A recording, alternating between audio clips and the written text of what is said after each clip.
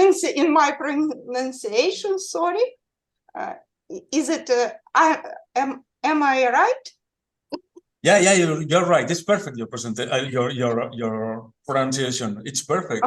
Thank you. So, dear colleague, it's pleasure for me to welcome you all here.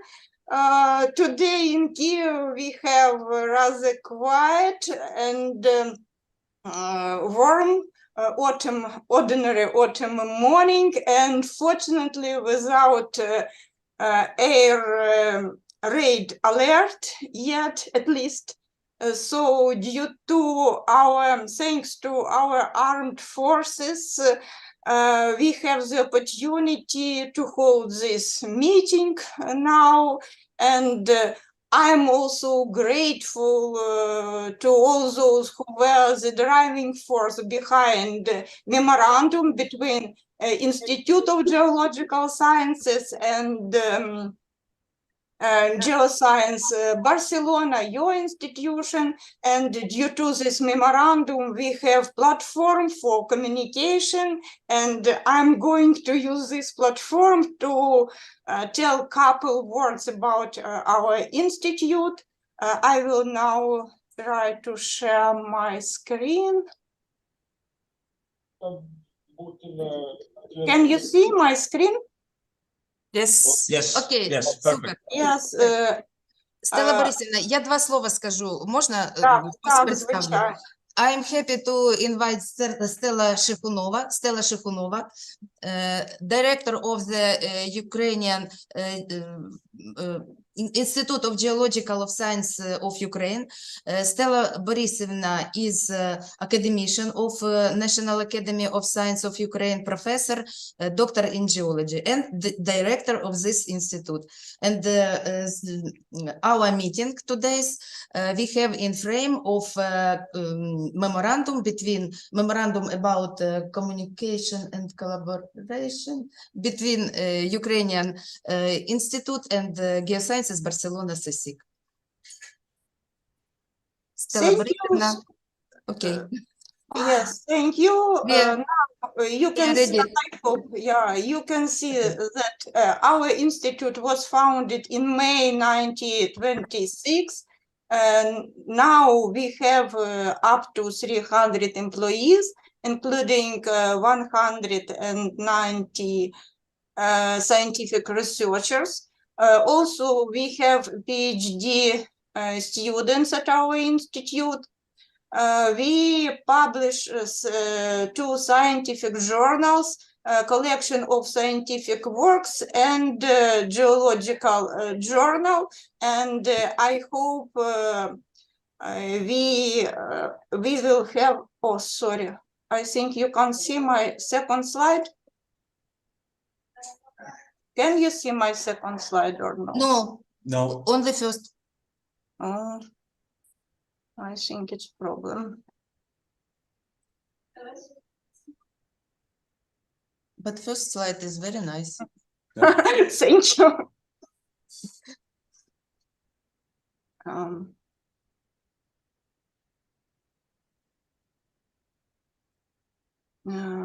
Так, є другий. Другий, да. Так, супер. Не впевнена, чи він буде гортатися, бо так, ну, це, we have 2 scientific journals now, and I would like to invite you to send your manuscript for publication. Also, our institute is coordinator for National Committee on Stratigraphy and Paleontological Society, head of Paleontological Society, Professor Olshtynska also will participate in our seminar. And also we have a committee on geology at our institute. Research is centered primarily on general geology, paleontology and stratigraphy, hydrogeology, engineering geology, geoecology, petroleum geology, lithology, and geology of the world ocean and seas. And in view of the scientific agenda of our meeting, I would like to share some historical archive photos about transition British station Faraday into for Ukrainian scientists, and our former director Dr. Gozhik participate in this work, and due to his efforts,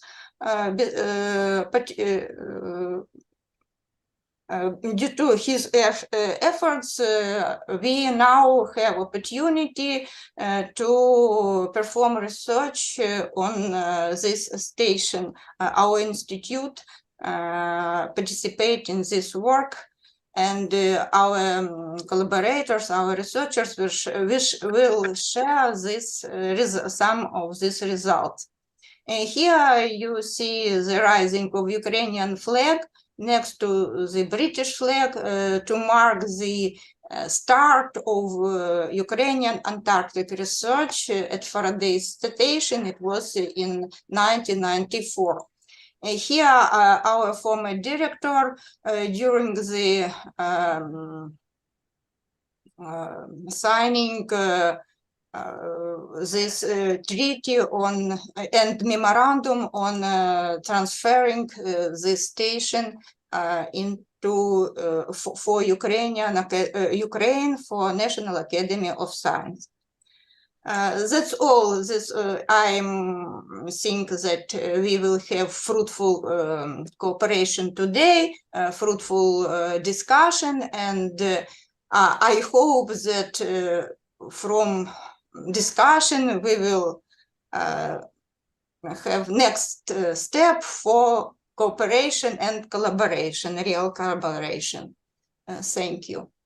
Thank you, Stella Borisovna. Thank you very much. Thank you very much for your presentation. It's very interesting and very short. No, and it's very nice. Thank you very much. Thank you. Okay. I'm Santiago Giralt. I'm the director of the Institute of Geosciences, Barcelona. From here, I would like to thank first to Hanna Livingston for really organizing this really nice meeting on Antarctica research. I think that it will be a really good and nice and successful meeting. I'm sure that we will find quite a lot of common research interest to work in the near future. I would like to introduce first as a director of the institute, I would like to introduce first the CSIC, what's the National Spanish Research Council, and the institute, but just to give you a brief presentation on that topic.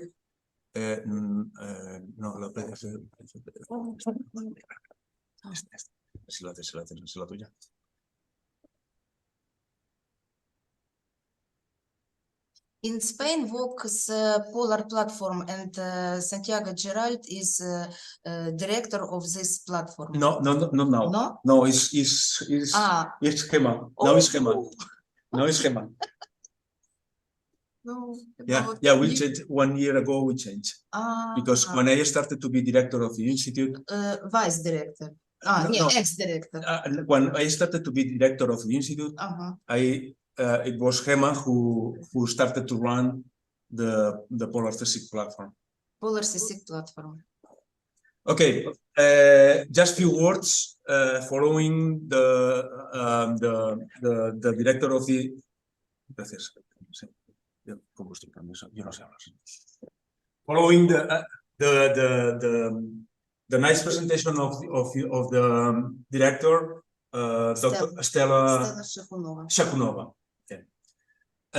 I will show you a brief introduction about the CSIC and the Geosciences Barcelona. The CSIC is the Spanish National Research Council.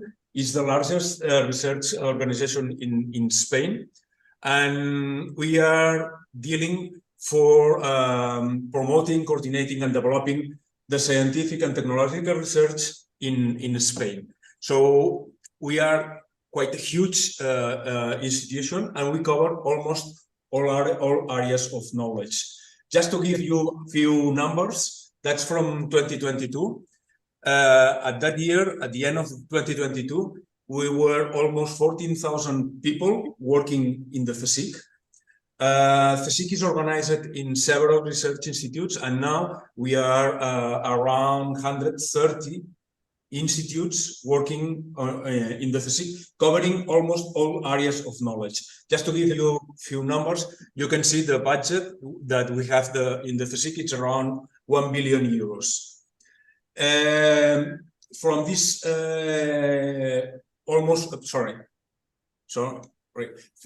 from this almost 14,000 people working in the CSIC, more or less we are around 4,500 researchers. And just to give you some numbers from the last year, that's the number of projects and more or less the main numbers dealing with these projects that we are now working on the CSIC. You can see that during 1 year, the CSIC as a whole organization publishes around 16,000 Science Citation Index papers. So it's a huge organization. Within that, the CSIC, the almost 130 centers of the CSIC are distributed in all the communities of Spain. You can see in this map how these centers of research are more or less distributed. And we are located here in the, give me a sec, okay, here I have. That's us. That's the main symbol, and we are located here. Barcelona is just there. Okay, so we are here in Barcelona. The Geosciences is one of the 3 institutes of the CSIC dealing with geosciences. One is us here here. The Geosciences, the second Institute of Geology is located in Madrid, and the third one is located here in Granada. Okay, and we are almost the largest institute dealing with geology in the whole CSIC. Our main goal is to provide real-world solutions for industrial and society challenges related to hazards and geological resources, and to train and transfer this knowledge to society. That's our numbers from the institute. At present, we are almost 90 persons working at the institute. Half of that persons is researchers. Here you can see some of our numbers. From the last 23 years, we have published a little bit more than 2,000 papers. Okay, it's not that bad. We publish quite a good rate. Okay, we work mainly for the public enterprises, but we still have quite a large income coming from the private enterprises, mainly related to oil and mining enterprises. We work worldwide, so we have collaborations with other Spanish researchers, but international ones as well. And we work in 3 main scientific challenges that are related to georesources, especially with the geothermal resources, global dynamics, that's the main focus of my research, that I work on climate change. And the other one is geo-risks and global change. In geo-risk, we have a quite strong group dealing with volcanism and earthquakes. And that's more or less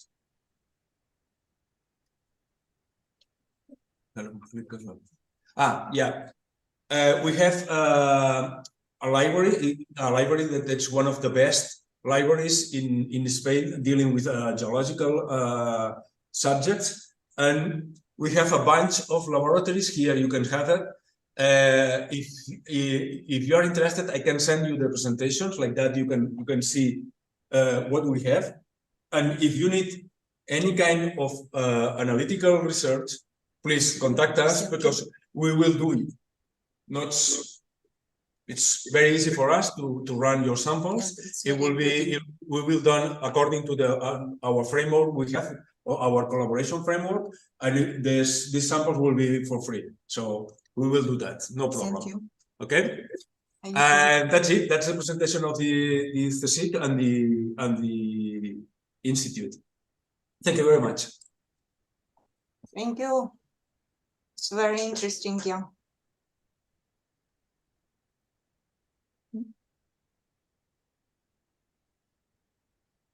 It's in the YouTube link.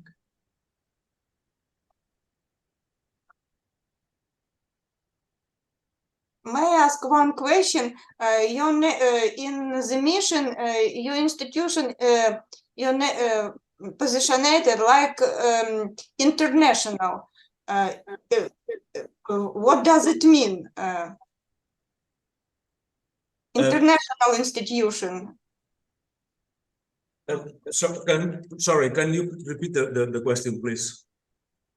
In explanation for your institute, you told that your institute is international institute. Yes, for example, our institute is national institute. Yeah. Yeah. Well.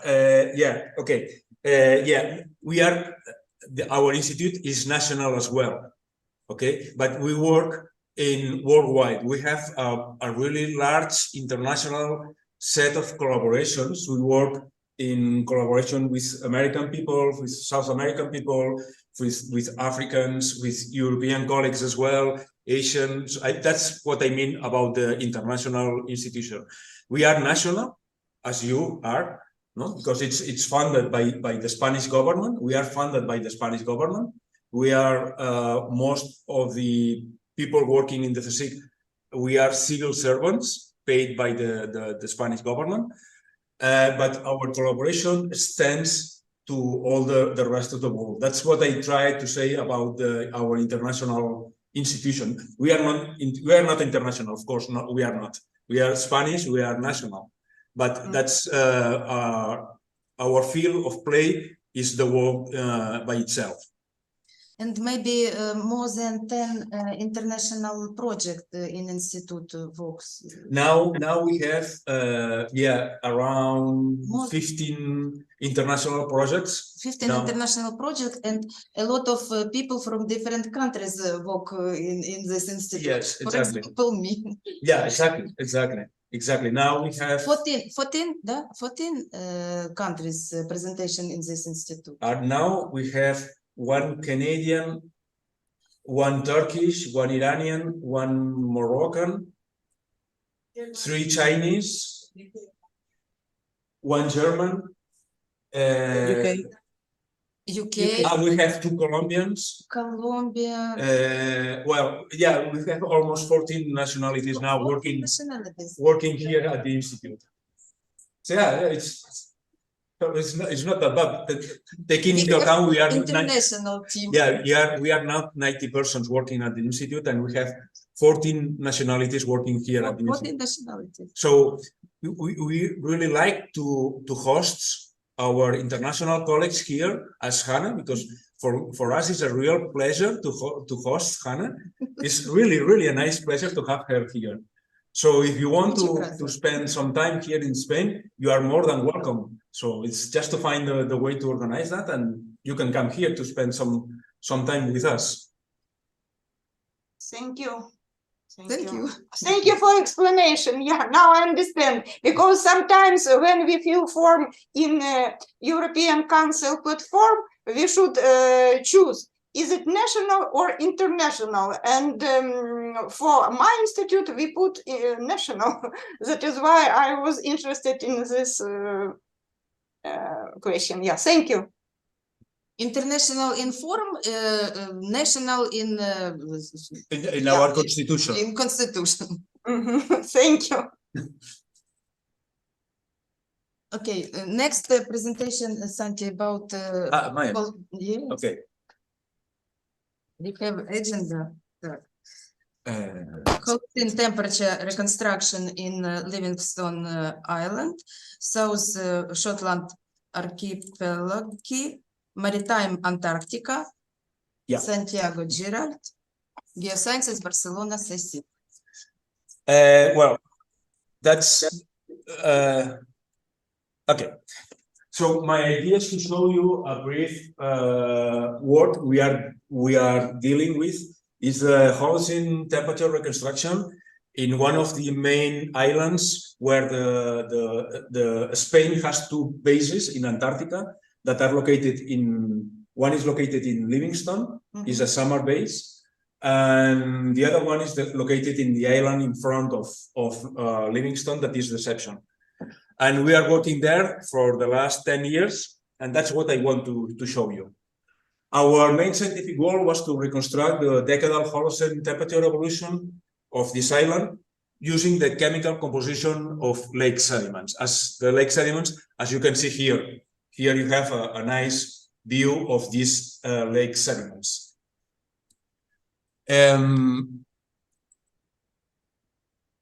Okay, you have here a view of the Shetlands. The Shetlands are this group of islands.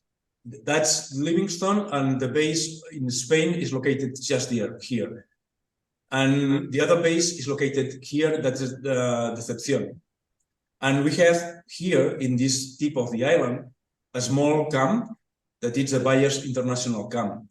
This area is ice-free all the year, and you can see this detailed map. You have a nice beaches around and a plateau. This plateau is 80 meters high and hosts several lakes. And we covered these three lakes: Lake Limnopolar, Escondido, and Cerro Negro. And that's the lakes I will show you. You can see here a nice picture of our camp. We lived during months and a half in tents. It was really nice to live there. And we erected an ice wall because we had elephants, marine elephants that came here. And you know, marine elephant weighs around 2 tons. And if an elephant comes to when you are sleeping in the tent, you are dead. So we erected a nice ice wall around. Here you can see one of the lakes we caught that was completely frozen here. And here you can see the platform we used for coring the lakes. That's the sediments we recovered. Sorry that the image is a little bit small, but you can see that the sediments are made up mainly of rhythmic antennation of millimeter layers of mosses. These are these brown layers you can see here, and light clays and silty clays. These are these layers like that.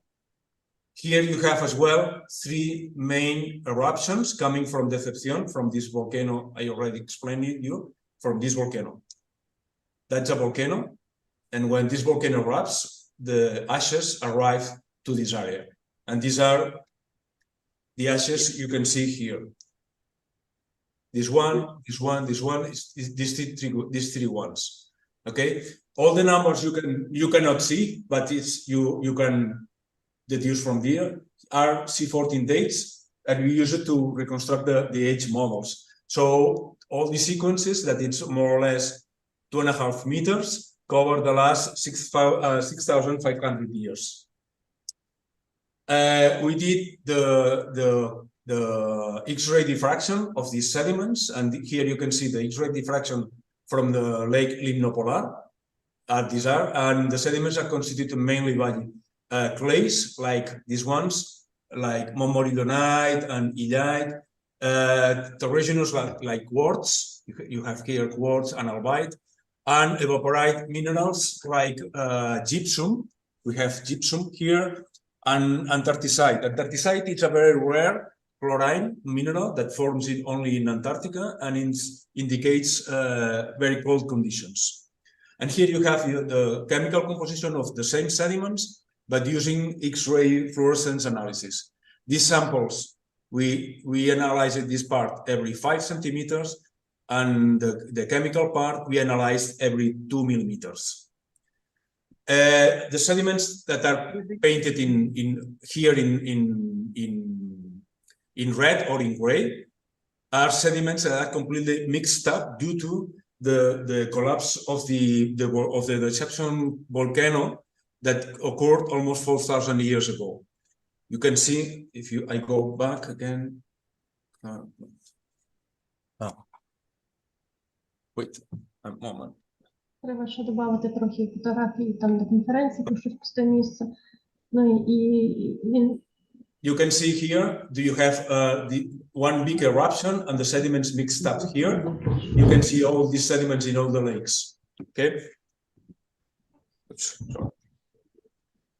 You have the chemical composition of the other two lakes. That's Cerro Negro, and these are the Escondido lakes. You have the mixed up sediments here painted in gray, and you can see that the chemical composition is almost the same as the previous one, as the limnopolar.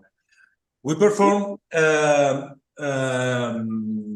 redundancy analysis to understand what are the main sedimentary processes controlling the chemical and mineralogical composition of the sediments. And here you can see this redundancy analysis applied to the lake limnopolar. You can see that mainly you have terrigenous, like the albite, in one side, and the rest of the minerals in the other side. For the first agent vector, for the second agent vector, you have clays, like the morillonite here and gypsum here, and antarcticite. This means that you have a terrigenous versus lake sedimentary processes. This terrigenous materials is mainly related to the volcanic material. So you have here the volcanic versus the in-lake sedimentation formation.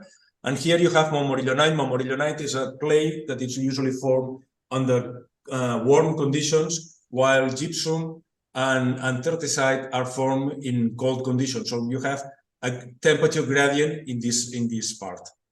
Now, seeing that, we perform a principal component analysis on the chemical composition, because the mineralogical composition is done only by 5 centimeters. The chemical composition is every 2 millimeters, so we can have much more time resolution here than in the chemical in the mineralogical composition.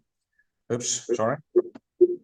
And you can see that the principal component analysis mainly reproduces the same two main sedimentary processes. You have the volcanic part here, the temperature here. That's for limnopolar. The same is here for Escondido, and the same here is from Cerro Negro. So if you plot the samples according to the position of the samples that you can see here in this principal component analysis according to the age, you are able to reconstruct the volcanic eruptions and the temperature reconstructions. Here you can see that's the reconstructed volcanic eruptions for Escondido, Limnopolar, and Cerro Negro according to time. And you can see here the 3 main volcanic layers that I showed you just looking at the sediments. So we can have that. And here you can see the temperature reconstruction. These layers are exactly the volcanic eruptions as well. So you can see perfectly how this you can reconstruct the temperature evolution using the sediments. Finally, what we do is you can see the temperature here. It apparently was very high, and this temperature was very high. This temperature increased, but it's not seen here. So this temperature is mainly related because the lake started, and here's where you have all these saline conditions. So this temperature increases is not real. And finally, we believe this is the temperature. And once we arrived here, we jumped to this lake here. So when we put together all these reconstructions, here you can see the evolution, the reconstruction of the evolution for this area for the last 5,500 years. Here you can see that during the first part of the Holocene, temperatures were mainly cold. Here you have climatic optimum up to 2,500 years, and then the temperature remained more or less stable up to the last part of the temperature that started to decrease. We don't have the temperature reconstruction for the last 150 years. Does make this temperature sense? Yes. Here is a temperature reconstruction using deuterium in an ice core for exactly the same time in the West Antarctica, and you can see that it reproduces exactly the same shape. What is the main causes of the temperature evolution in these areas? We believe that the temperature evolution is related to two things. One is to the solar activity, another one is related to the volcanic activity. Okay, why the solar activity? Because you see the temperature is doing something like that. Here temperature is low, high, and it decreases here, the same exactly as the solar activity here. Not that's the same temperature during the last 6,000 years. And in fact, if you perform a periodogram using this analysis of frequencies using this series, you can see that there are several frequencies that are significant. Mainly this related to 2,000 years, almost 600 years, and this part of this. And these are the solar frequencies that is known by other authors. As you can see, these frequencies are mainly related to solar. So the long and mid frequencies are related to the solar activity. When you look at the volcanic activity, these are all the volcanic eruptions known for this area for the last 6,500 years. And every time you have a volcanic eruption, there is a huge decrease in temperature. So, in fact, we are pretty sure that the decadal temperature evolution for the last 5,500 years in these areas, mainly controlled by the solar activity in the long term and in the short term for the volcanic eruptions. And that's it. Thank you. Thank you. Okay. Maybe questions At the end, after presentation. Okay. Next presentation, next speech, shallow water sediments, lithological and micropaleontological characteristic, Ukrainian Antarctic Station, Akademik Vernadsky area, Alexandra Olshtynska, Svetlana Stadnichenko, Stella Shekhunova, Institute of Geological Sciences of the Ukrainian Academy of Science, and Svetlana, please, we are ready to hear Svetlana Stadnichenko. Yes, just a minute. Okay. We are waiting.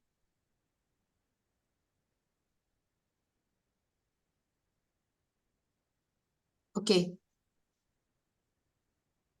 Is it okay? Okay, super.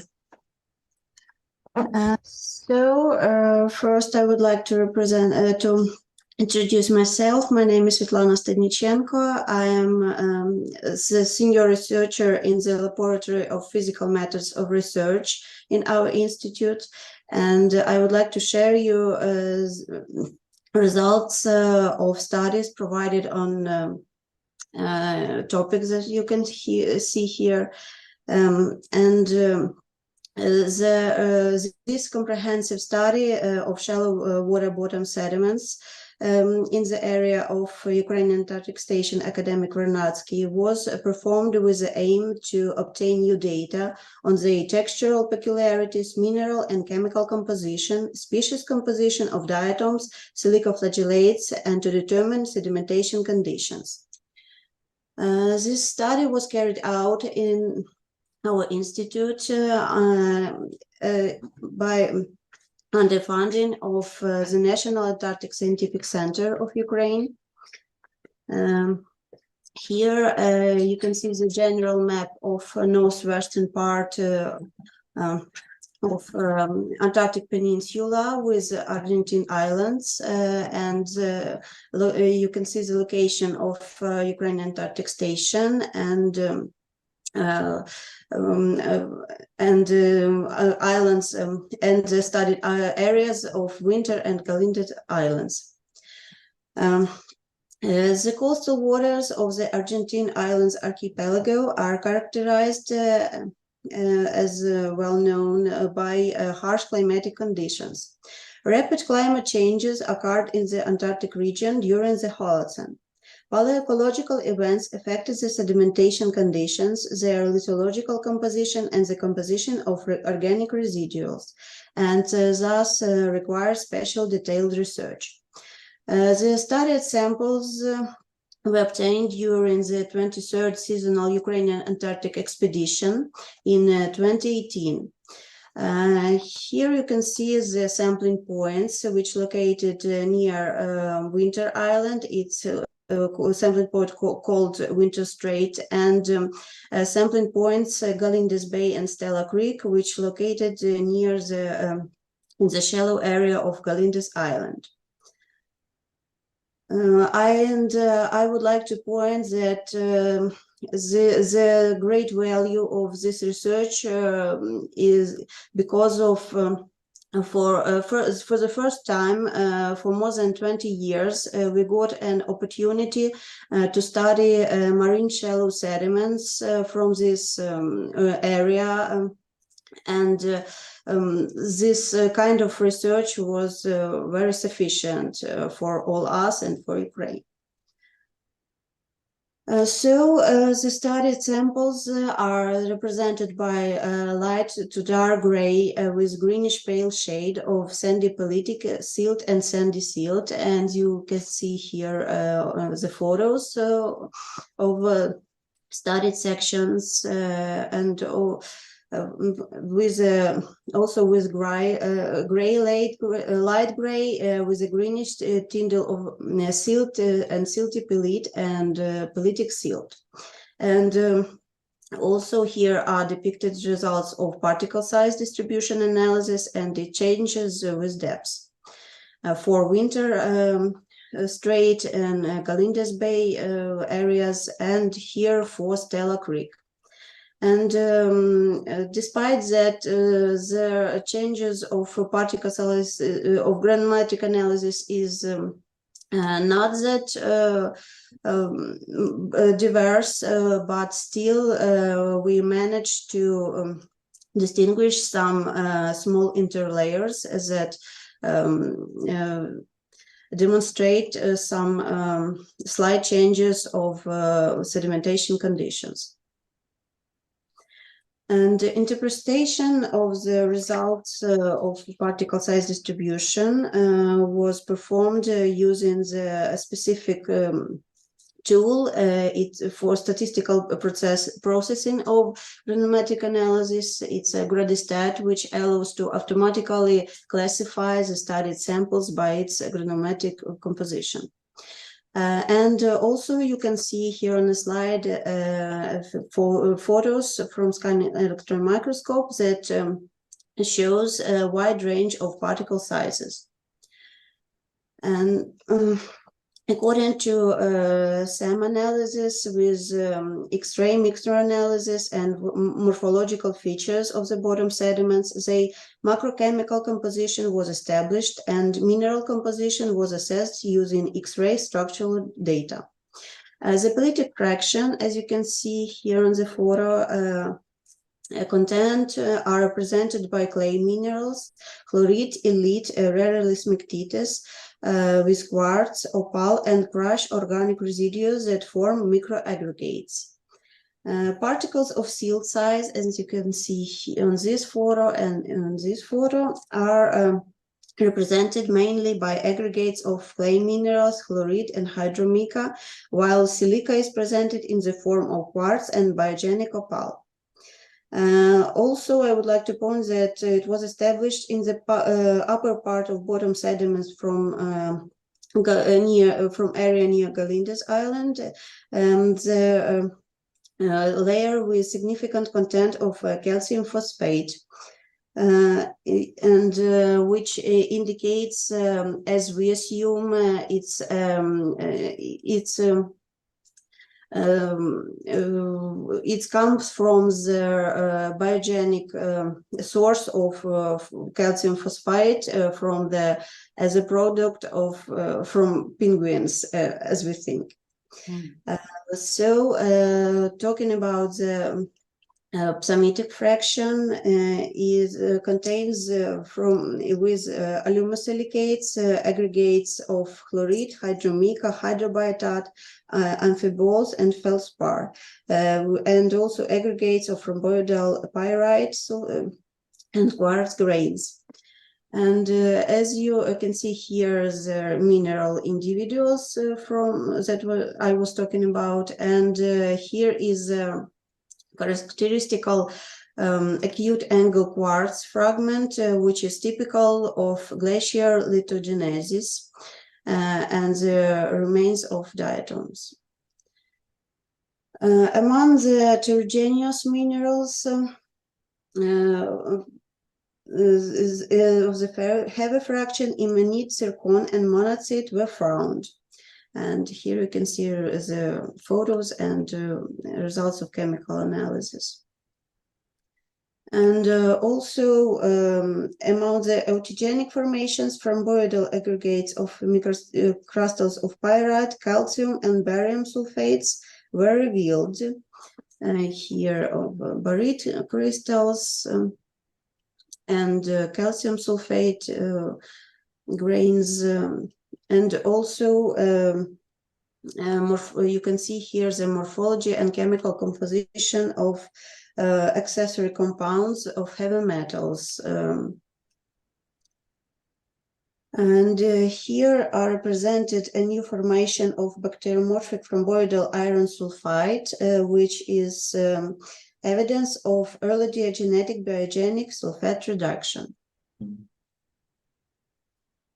The general chemical composition of samples, according to the results of X-ray microanalysis, is shown on this here.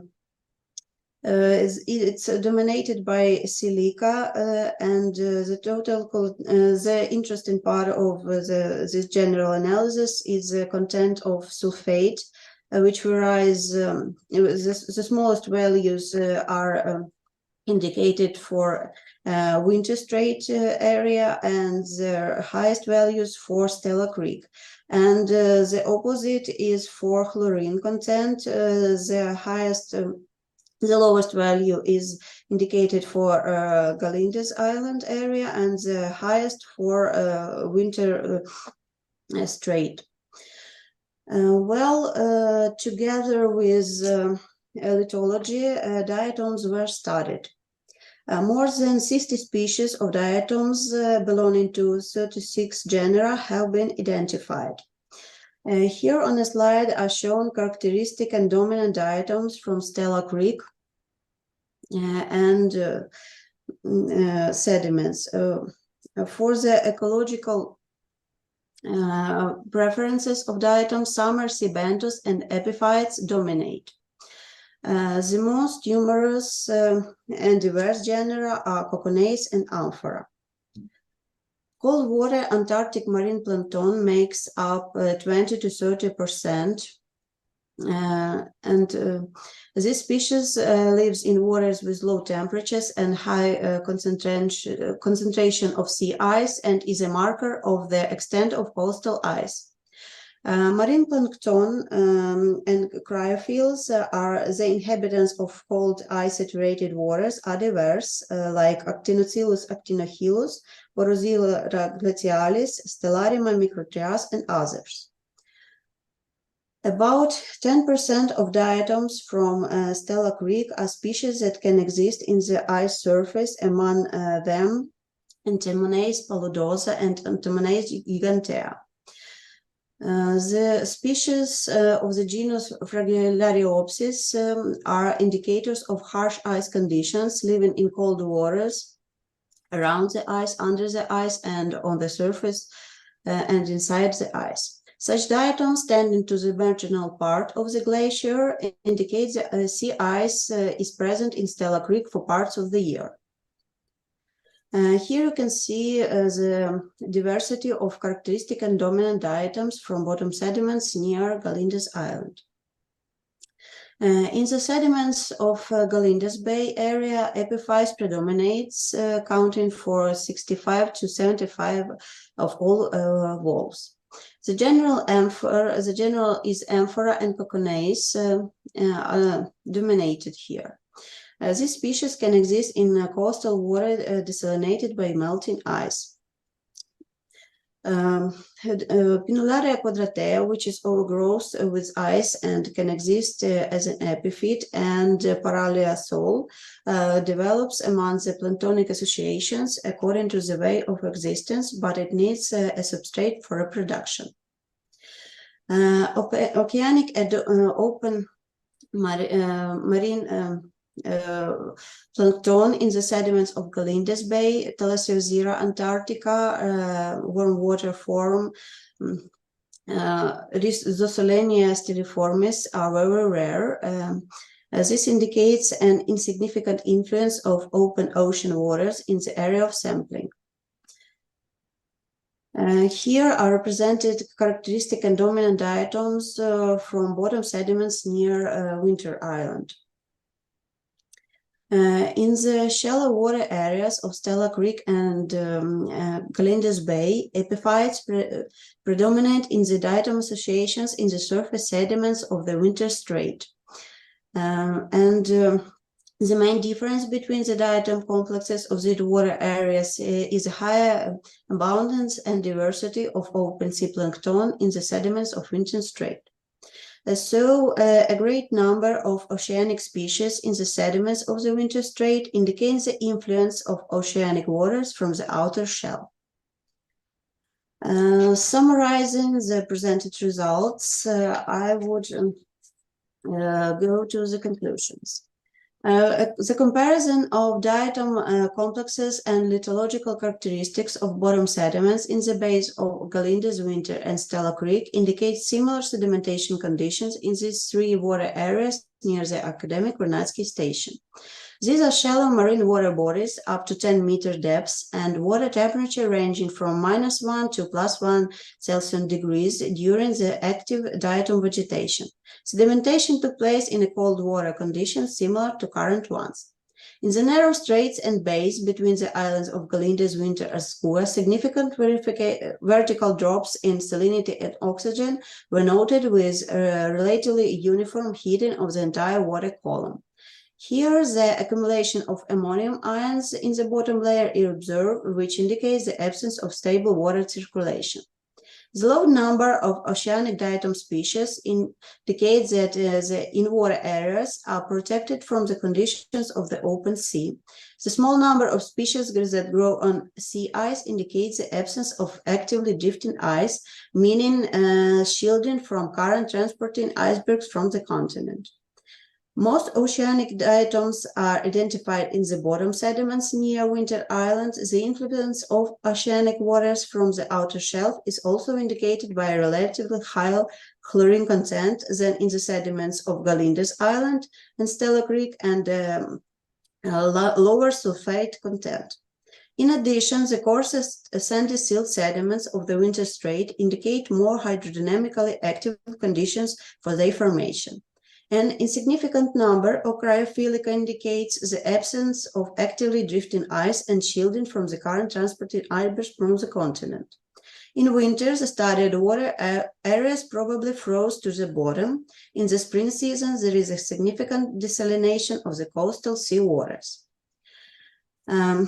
Therefore, provided comprehensive analysis of the lithological and micropaleontological characteristics of bottom sediments in the northwestern waters of the Antarctic Peninsula showed us the wide possibilities for paleogeographic reconstructions and the chronology of the region climatic conditions. That's all. Thank you. Thank you very much, Svetlana, for your speech, and thank you very much, Stella and Alexandra, for your huge and very interesting, very important work. Thank you. And next presentation, History of Antarctic Research in Ukraine. Anna-Ivanova, Евгений Nasedkin, Alexandra Olshtynska, Institute of Geological Science, Ukrainian Academy of Science. Anna, please.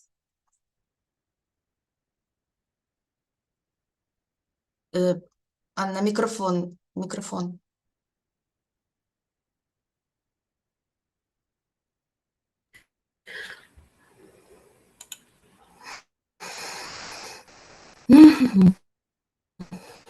Так, ми вас чуємо. Okay.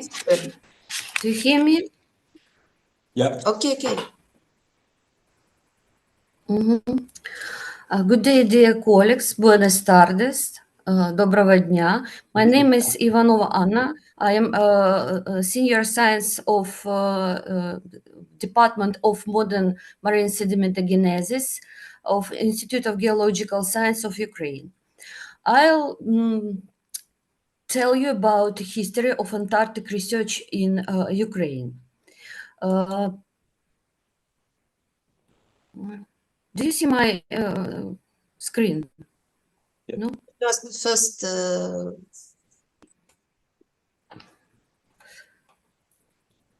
Do you see? Anna. перший слайд, first slide. Ми only- бачимо. Перший Мгм. слайд. Чудово. Бачите? Так. Okay. I have been thinking from what history period I should tell you about this Antarctic research in Ukraine. And I decided to start from telling you about two Ukrainians, which both were born in Poltava region and which put a big part in research of the sixth continent. The first person is Ivan Zawodowski. He took part in the South Polar expedition in 1821. The expedition on the sloop Vostok, and one of the Sandwich Islands and one of the glaciers on the Peter the One Island were named after him. Ivan Zawodowski was buried in Odessa city. The next one is Anton Amelchenko. He was the participant of British expedition of Robert Scott in 1911. And then he became the member of Royal Geographical Society. And it is a very interesting fact that his great-grandson, Anton Amelchenko, was the participant of 20 and 24th Ukrainian expeditions. Now let's tell about new area. After the collapse of Soviet Union in 1991, the Russian Federation refused to transfer one of the Soviet Antarctic station to Ukraine. During the 1992, number of initiative letters from scientists, from specialists, appeals from institutions and organizations to government regarding the need to restore and continue Ukrainian activities in Antarctic. In 1992, President of Ukraine, Leonid Kravchuk, issued a decree on Ukrainians' participation in Antarctic research.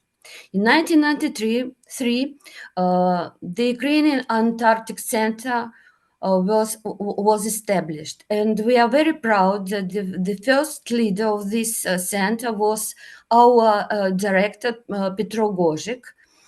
It was a very great person. He spent his human and scientific life to Antarctic investigation to make Ukraine Antarctic state. In 1995, the United Kingdom decided to transfer one of his Antarctic station for a day to non-Antarctic country. Ukraine was chosen among other 6 countries, and in July 20, 1995, in London, the ambassador of Ukraine to the Great Britain, Sergei Komisarenko, and the Minister of Foreign Affairs of Great Britain, David Davis, exchanged diplomatic notes on the transfer of the station of Faraday's Antarctic Station to Ukraine. At the same day, Petro Gozhik, director of Antarctic Research Center, and Barry Haywood, the head of British Antarctic Service, signed the corresponding memorandum of understanding. Next slide demonstrates the station handover ceremony in Antarctic when the United Kingdom flag was down and the Ukrainian flag was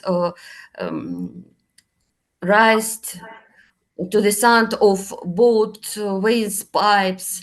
It was a very great ceremony, and you see the symbolic £1 sterling for which this Faraday station was transferred to Ukraine.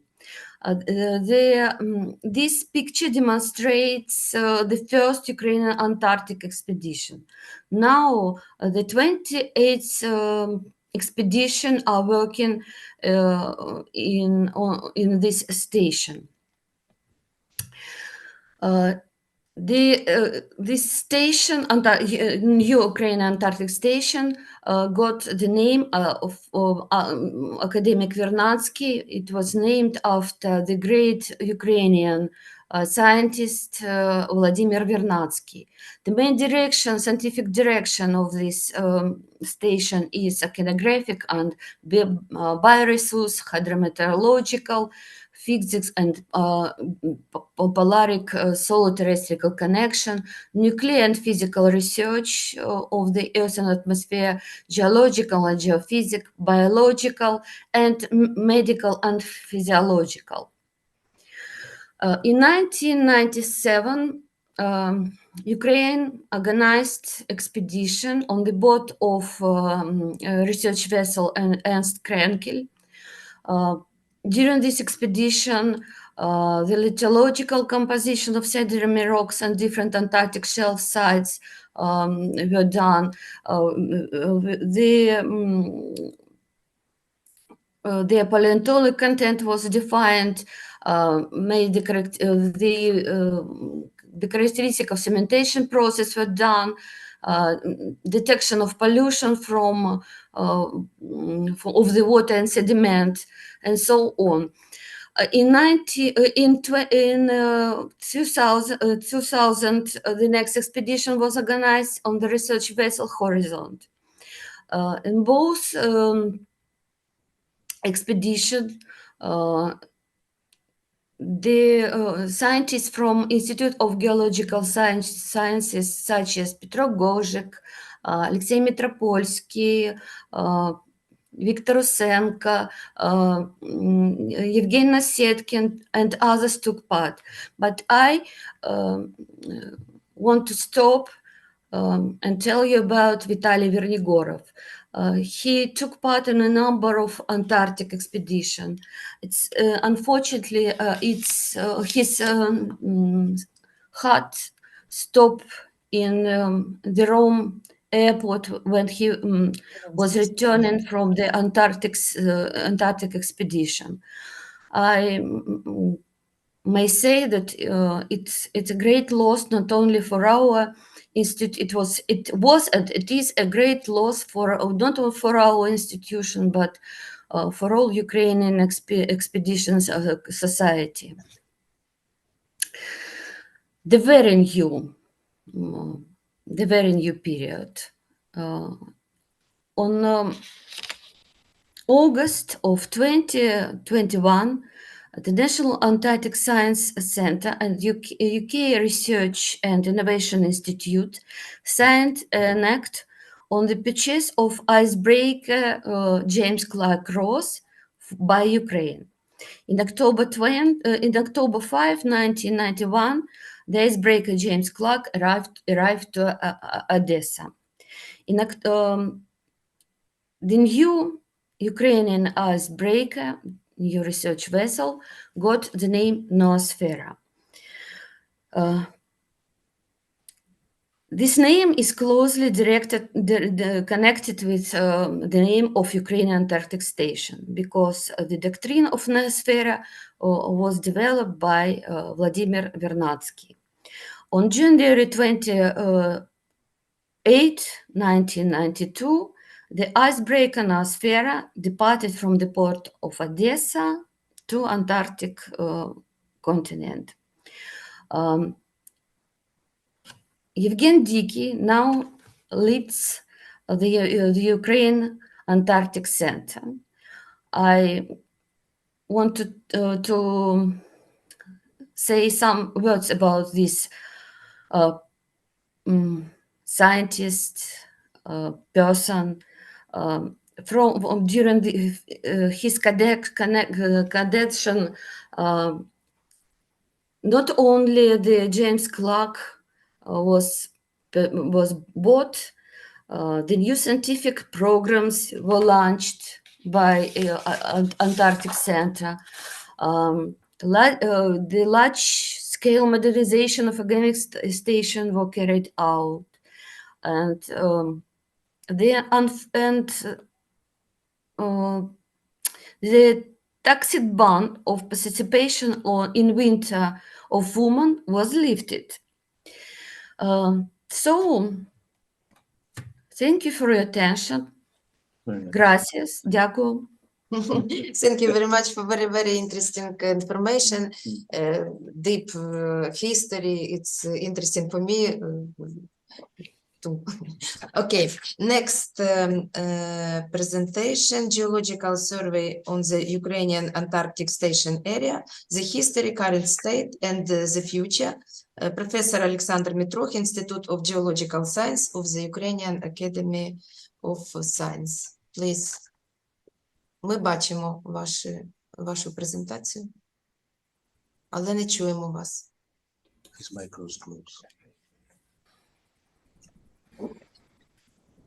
Відкрийте мікрофон, будь ласка.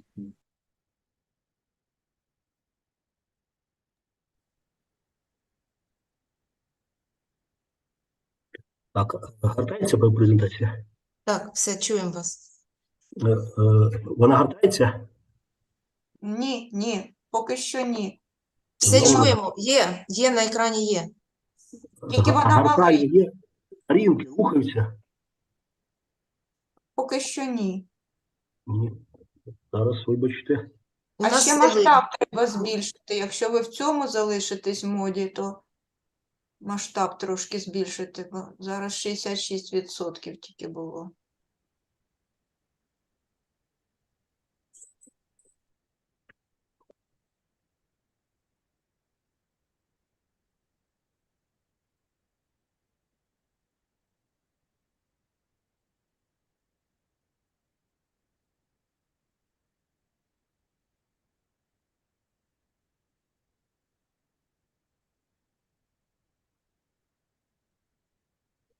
Так, зараз гортається?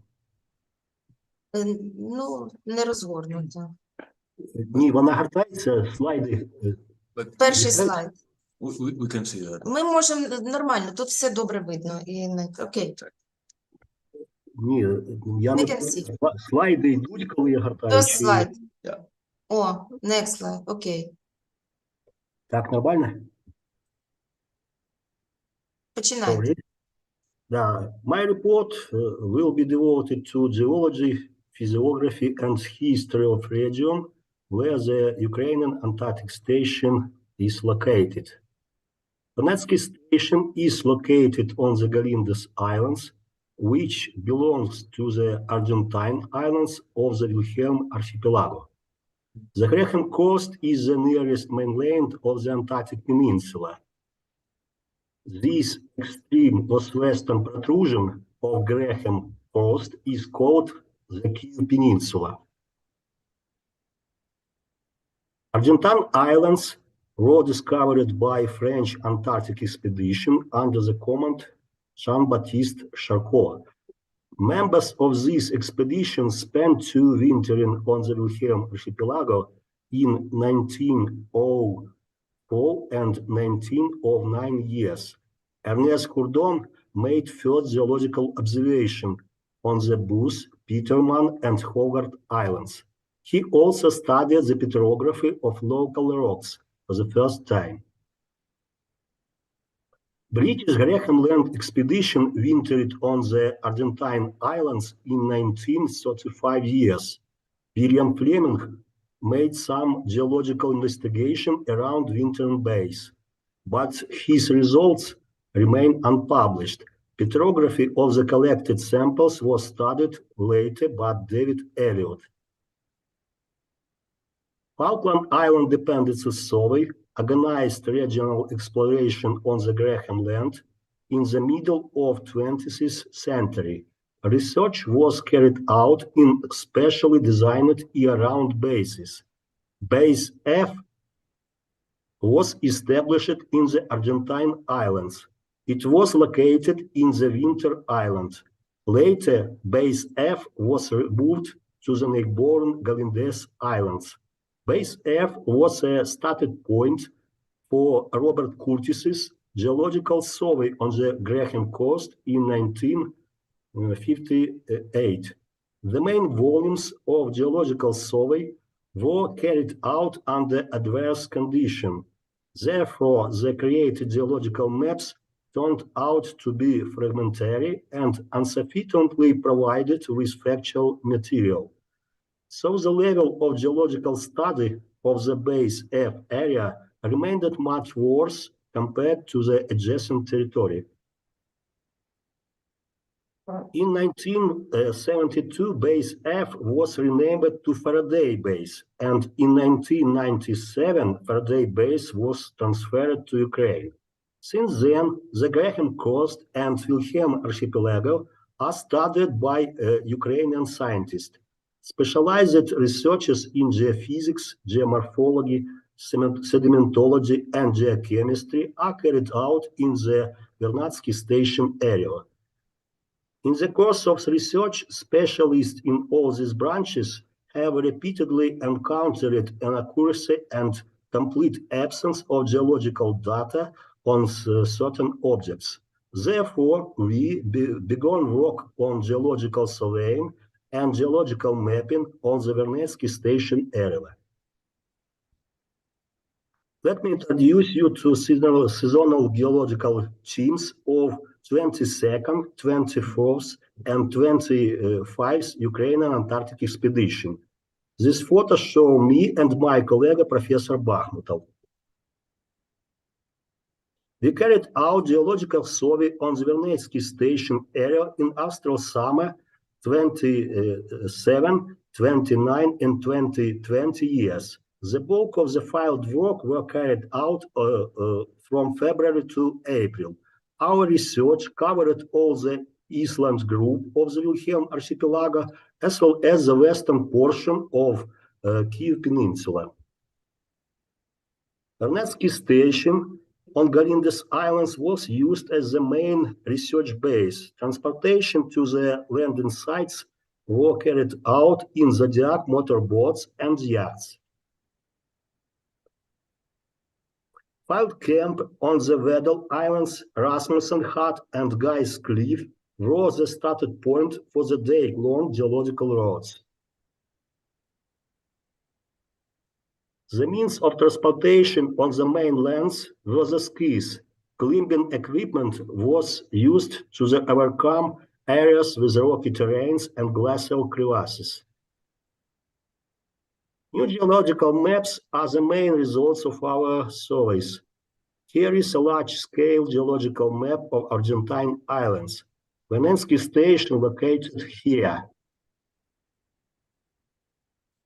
In addition to the Argentine islands, large-scale geological survey now cover large scale on the Basalt Islands, Roca Islands, Anagram Islands, Weddell Islands, and Petermann Islands.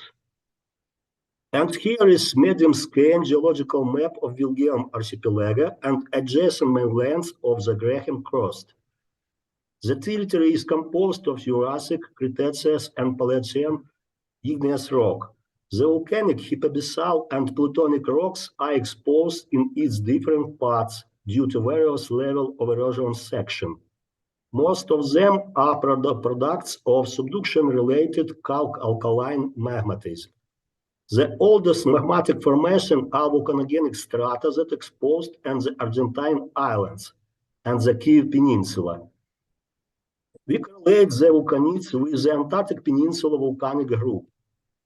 Numerous multiple age pollutants of gabbroids, diorites, and granitoids are considered to be part of Antarctic Peninsula batholiths. The pollutants and volcanics are intruded by several age generations of mafic dikes. Isotope chronological dating cover mainly pollutant rocks.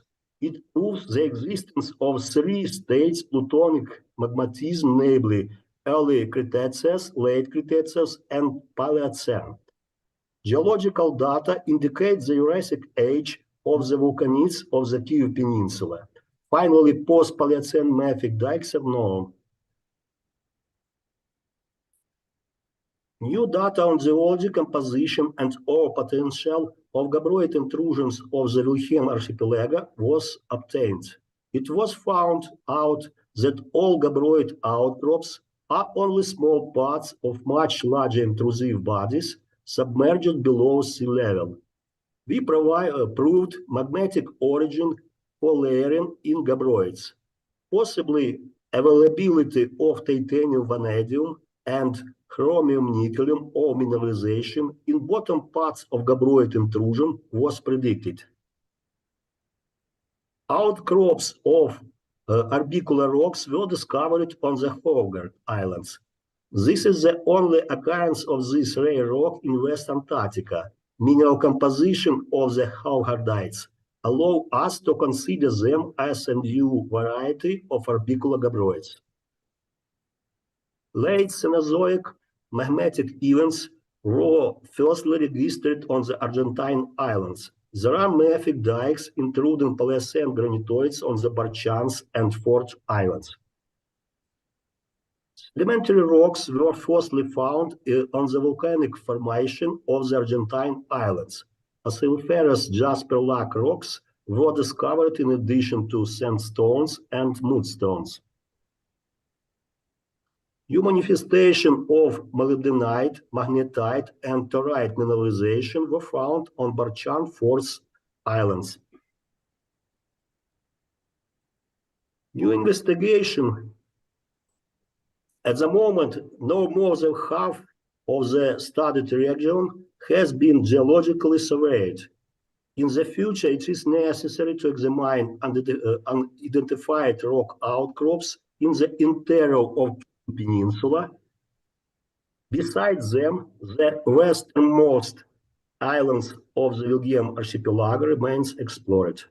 Thank you. I'm finished. Thank you very much. I see the professor from university, very clean information. Thank you. Next presentation, Arctic and Antarctic parallel field experiment with aim to check the role of electric phenomena in snow-air interaction. Katarina Tkachenko, Institute of Geology of Science, Academy of Science of Ukraine, Денис Пишняк, Сергій Ратушний, це Antarctic Scientific Center, Ministry of Education and Science of Ukraine, and Hans Werner Jacobi, Institute for Geosciences and Environmental Research, University Grenoble Alps. Please, Katerina Tkachenko. We see first page. Починайте. Катерина, ми вас не чуємо.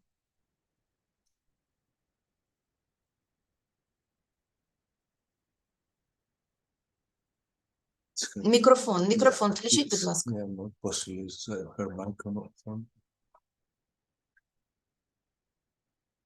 Катерина Ткаченко.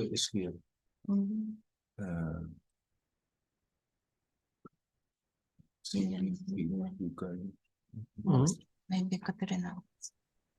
Ні. It's my voice, I think. Ага. Так, Катерина, ми вас щось не можемо почути.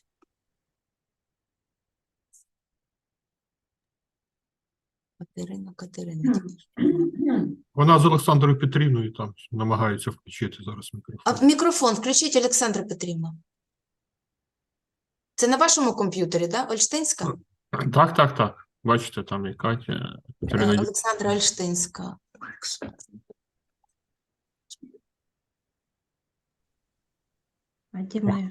Є. Sorry, we opened the sound and now we lost our presentation. Слышно? Okay. Do you hear us? Yes? Yes. Yes. Our presentation, one moment, and we have to start it. One moment, it have to go with video. So I will try. So I want to here I have to explain. Sorry, I have such a very strange presentation because firstly I supposed to present my field experiment only, and I discussed this presentation and with my co-authors and presented it on the Ukrainian Antarctic Conference, and then I decided that it's not enough and I have to present myself and what we are interested in are and our idea, why we started this experiment and what we are in. So I added some slides, so because I couldn't change this initial presentation. So at first I will tell something about our department, about my interests, and then I will start the presentation. So I will start. Thank you for this possibility. I represent the group of environmental chemists of the Department of Antarctic Geology from our institute. The department was headed by Piotr Petrogorzik, about whom Anna told you, and this is the logo of this penguin with book is our logo. And also we work in the state Antarctic program of Ukrainian researchers in Antarctica, and we have our special project there, where we study the effect of snow cover on the atmosphere and how the reactions in snow cover influence atmosphere in polar regions. And here our close collaboration, the most close collaboration is the Antarctic Center is Institute of IGE from Grenoble, Institute of Geosciences and Environment. And to explain what our thematic and what we are interested in, I have to start from the very beginning to explain how something about snow chemistry. Maybe you know that maybe 25 years it's not exist, and snow is supposed to be very, very inert, and every distribution of substances between our atmosphere and snow can be described by gas phase equilibrium equations. But here you see the table when the initial studies, when it became clear that it is not so, that snow cover is very active, like reactor, and some reactions go there and they influence snow composition and atmosphere. And not only usual mid-latitude reactions of exchange, leaching, but also free radical processes and what can trigger them. So it was initially supposed that only UV quanta, ultraviolet, and photochemical reactions appeared in the center of interest. But very soon it became clear that if you take into consider only this factor in models, you obtain results lower than those observed very often. And some other factors exist, and what a factor is not clear. And so this is what we formulated, say, this hypothesis that factors that is not considered till now, but it has to influence, is electric phenomena that appeared on the snow grains as a result of influence of different meteorological factors. And if this combined influence of this factor can lead to the situation when it exceeds the electric field strength exceeds threshold value, and free radical reactions can be initiated. And it is like, it's microscale processes, and it's like points of flame inside ice media, but they disappeared in microseconds, but they can leave chemical consequences. So, and we started to collect data from atmospheric physics. It's well developed in atmospheric physics, and some factors that work in clouds can work in sea level, such as friction, fracking, sublimation, and UV quanta as well. So this is what we had idea, and we needed to check it. And so we work on different levels, theoretical, laboratory, field work, and with the data that collected by other authors. So this is theory. We collected data and made review with Hans Werner Jacobi. And first part, we collected physics, data from atmospheric physics, what factors that can work, such as I said, friction, sublimation, and growth, cracking, and what values can be achieved is if they are sufficient to overcome these threshold values. Then second part contained what consequences can be. There can be not only free radical processes, but also electroosmotic processes and accumulation of impurities by charged objects. And if charging is very high, there even can be production of aerosols. And the last part contains poorly understood field data that not understood yet, but can be interpreted if we will take this point of view that electric phenomena works. Then laboratory, so I will say briefly. There was also, we tried something to make in laboratory with artificial ice. We added, made to make such conditions when all these factors made ice charging works, and also to find such reactions that will demonstrate us this to that was the reaction that we chose was bromination of toluene, because it could go by traditional way and free radical way. If free radical way is it need only initiation, and after this there were multiplication and free radical process, and we will see something that we can fix for chromatography. And we found that yes, with the presence of ice, we could check this, found this free radical product. It could go by free radical way, and without ice, no, only traditional way. Then fieldwork, I will tell you separately. It was such idea that we wanted to check if there are any interconnection between charging and composition of snow during the blizzard.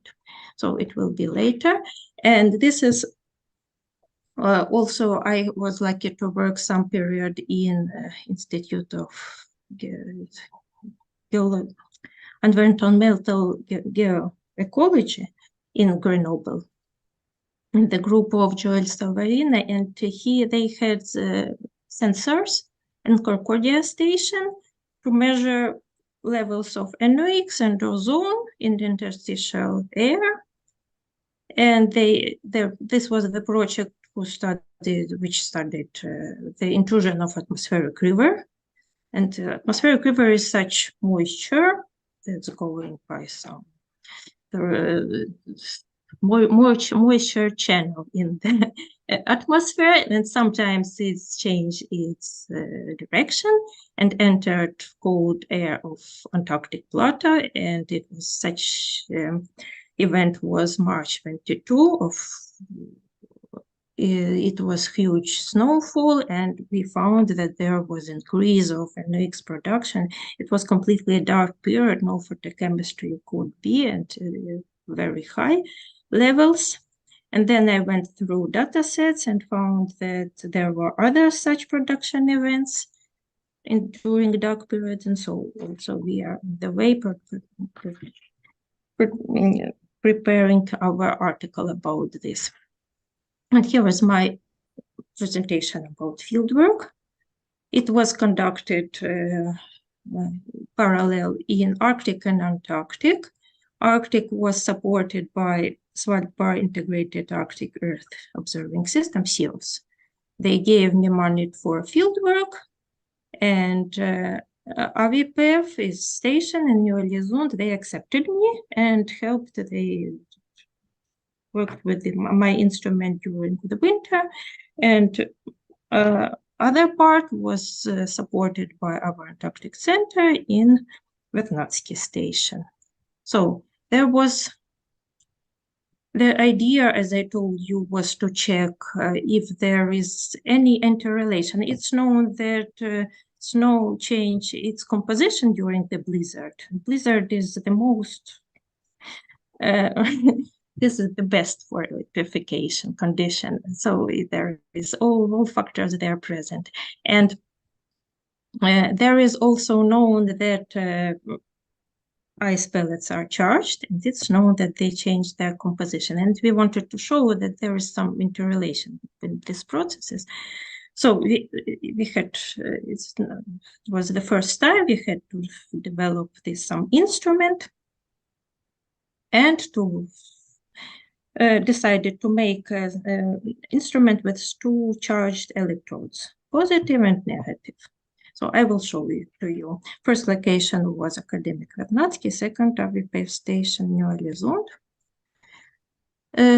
Here is these steps, what we had to go through: the design of construction of this special instrument to collect charged particles, then have to install them, Arctic and Antarctic, then to go through this year-round experiment, then transport them, and then to obtain the results from ionic chromatography and to compare them. Here is the scheme of the instrument.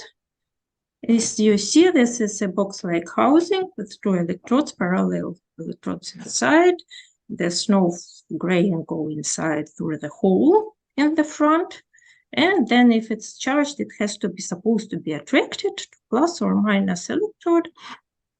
And there is a tail and bearing, and it gives its possibility to be along the wind, and the converter of electrodes, the power is on that cover.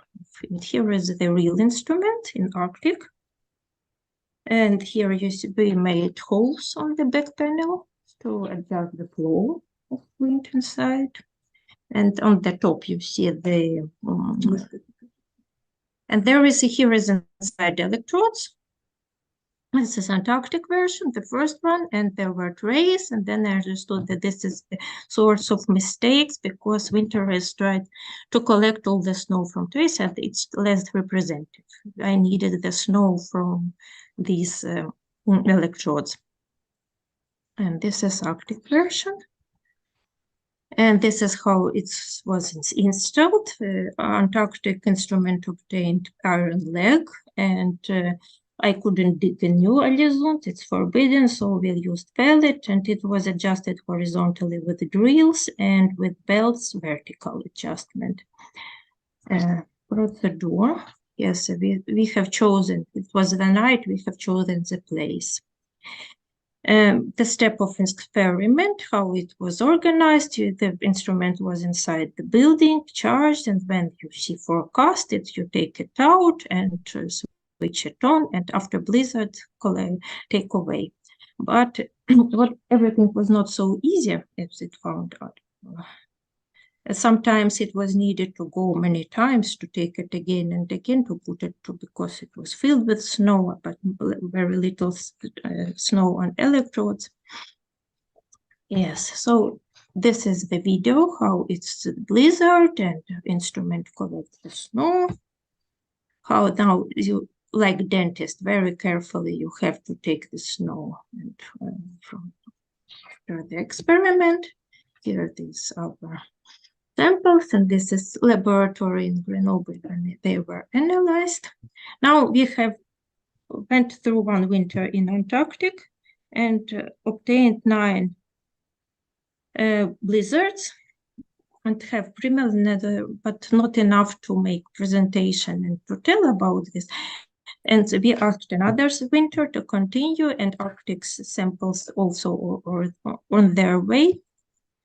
So this is what we're supposed to see. If they are differently charged, samples are supposed to have different chemical fate and so different composition. Preliminary results demonstrate that it is so, but not enough to tell you now. Sorry, I will next time. And this is what is against us: global warming. Temperatures in Spitsbergen was so high, not very bad for electrification of snow. And this is internet articles about our projects, electrified of snow chemistry.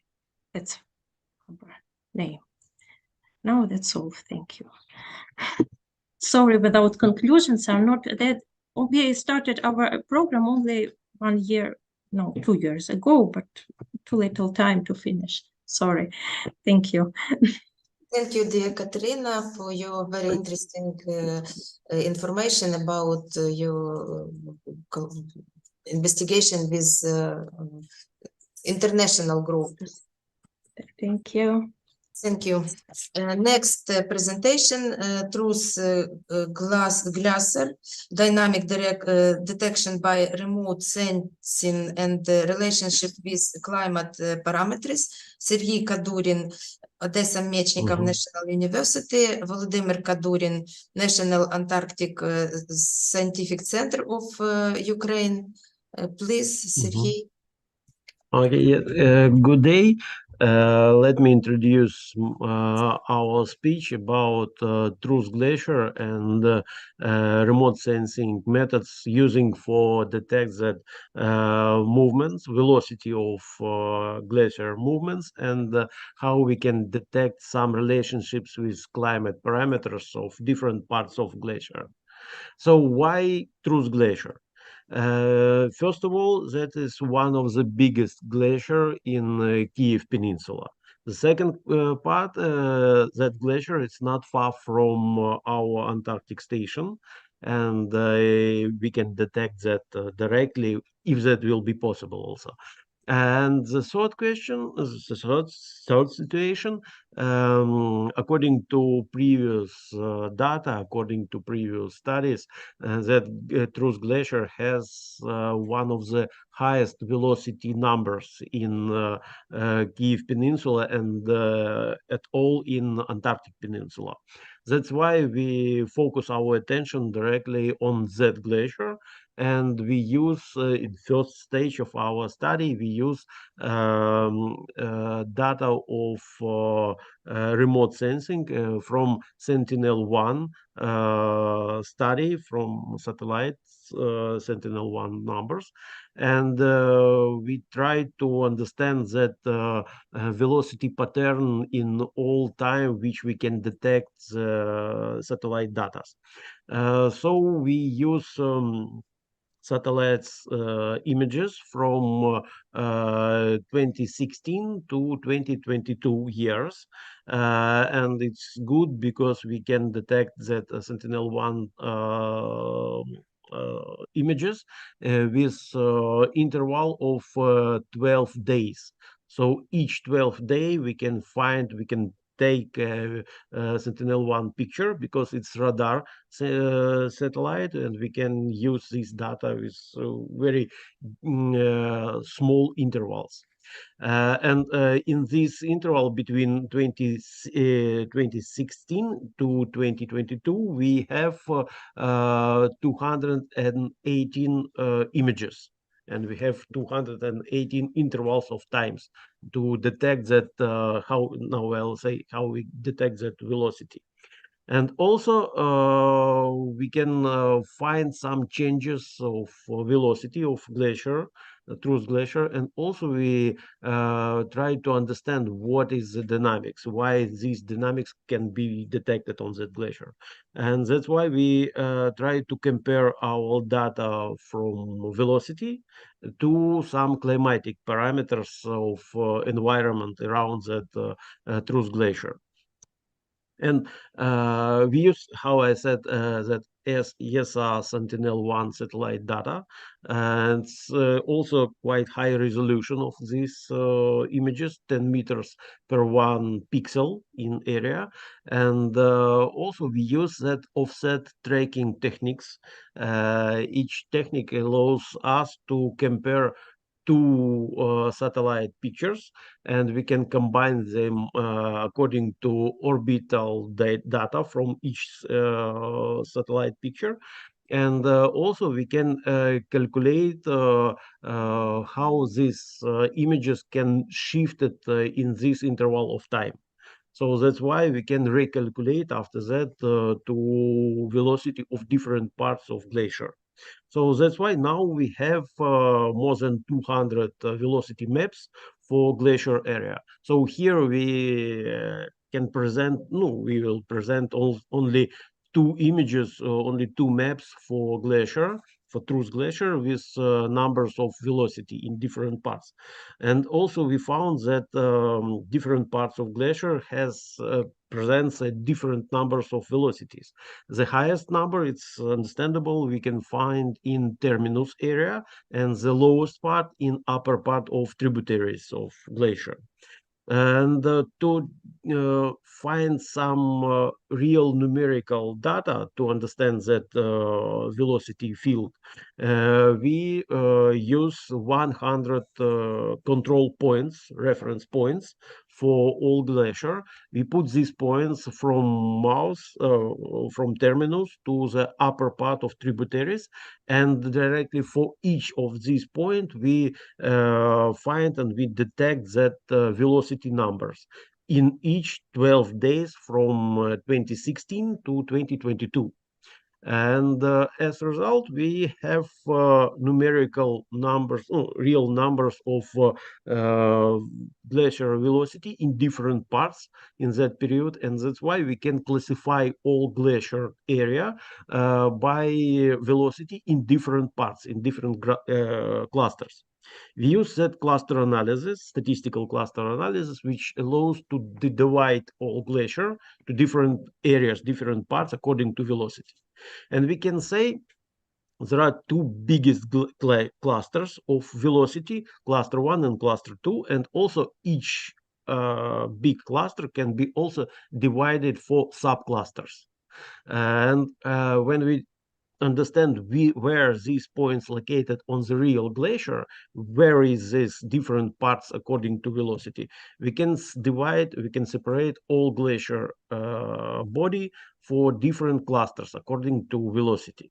And we have the terminus area, which located not far from the ocean, and this terminus area has the highest numbers of velocity and has his own dynamics of these changes of this velocity.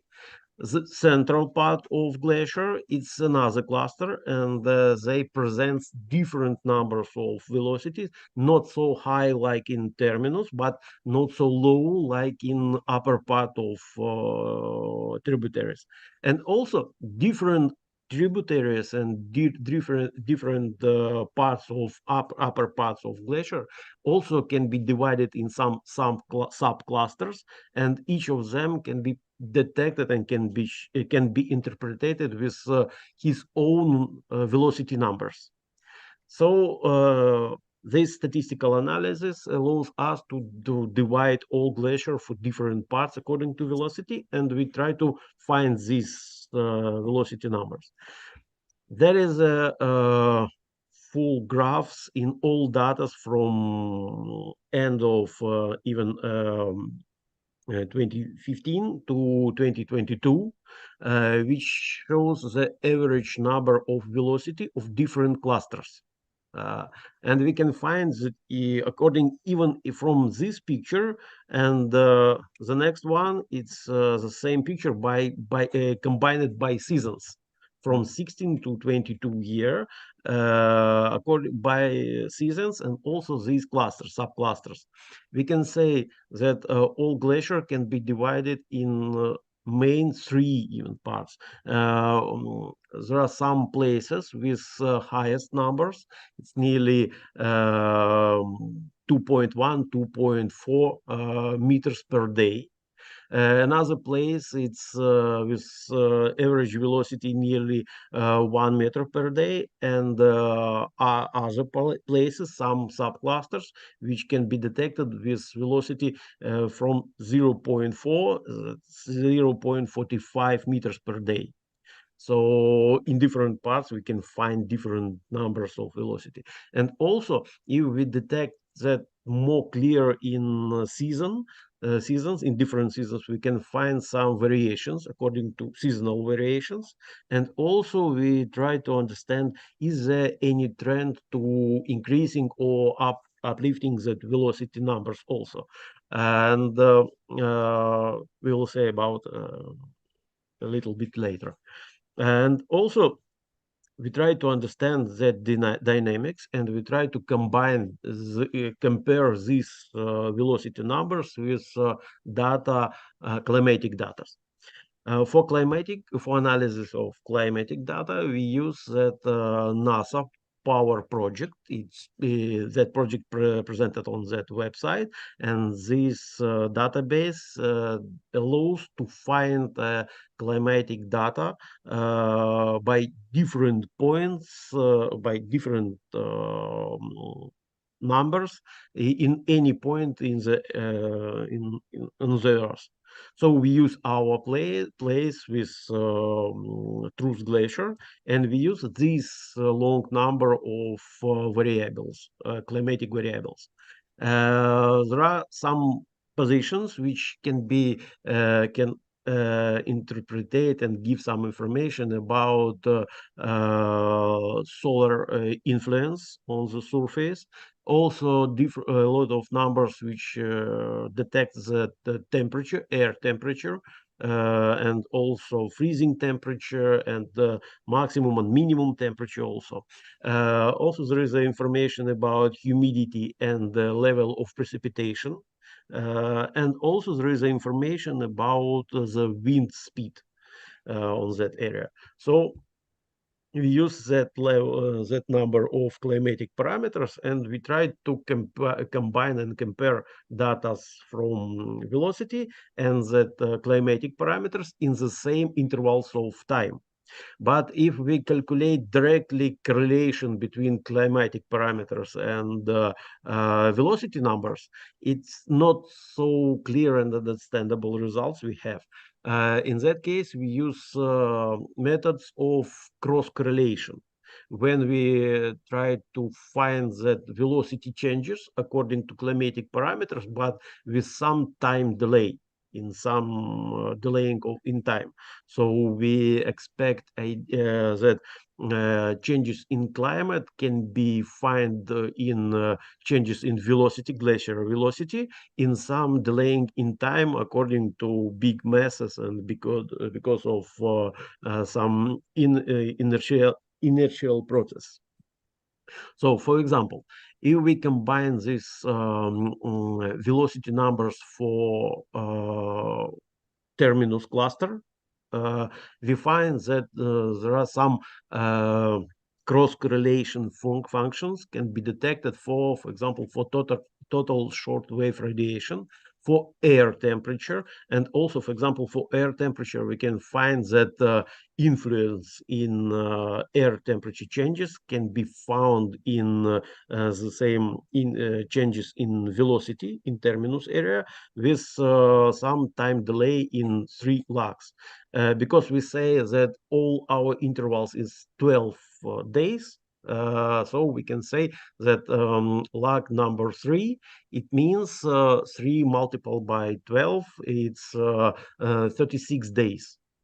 So changes in air temperature can be resulted in changes in ice velocity after 36 days nearly. And also we can find for this cluster, we can find which parameters shows any cross-correlation numbers according to this terminus area.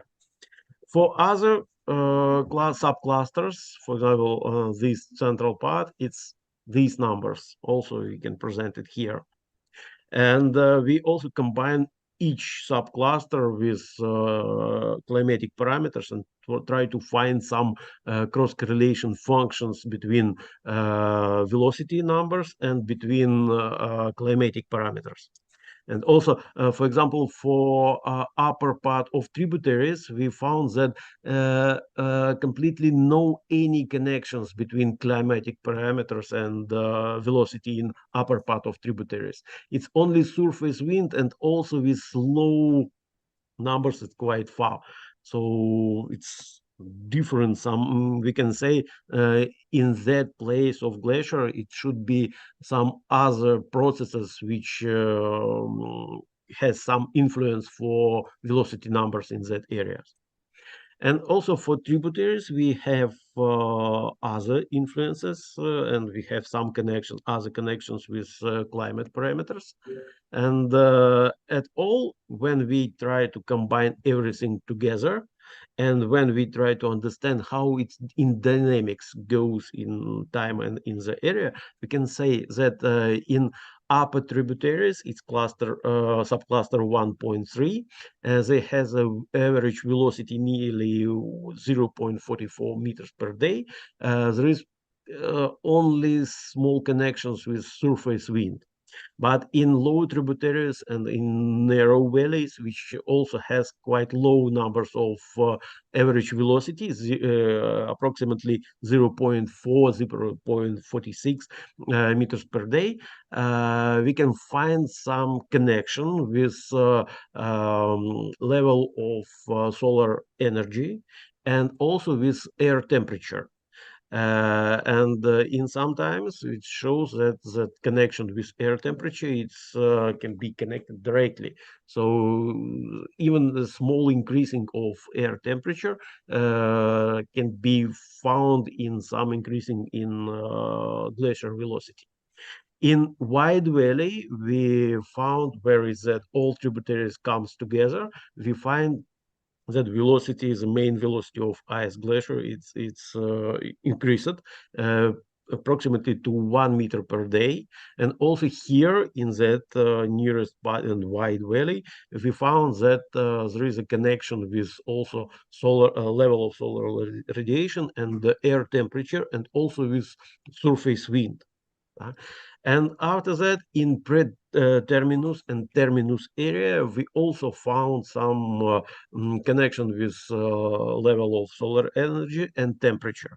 And quite interesting, because directly in terminus area, we have the highest number of average velocity of this part of glacier.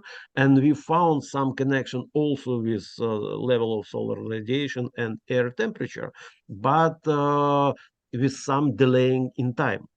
And it's quite interesting. And according to these results, what we can say?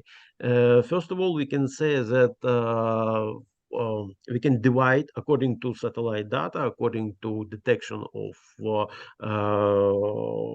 velocity of glacier. We can divide all Trus Glacier for different parts according to velocity, and we can say the upper part of tributaries has lowest number 0.4, 0.5. We have middle part with is nearly 1 meter per day, and we have that terminus area with numbers of velocity nearly 2.2, 2.3, 2.4 meters per day, and sometimes we have some accelerations. It's short time accelerations, even for by 3.5 meters per day, but it's quite low time in detection. And also we found there is a small increasing of velocity, even in all clusters, subclusters.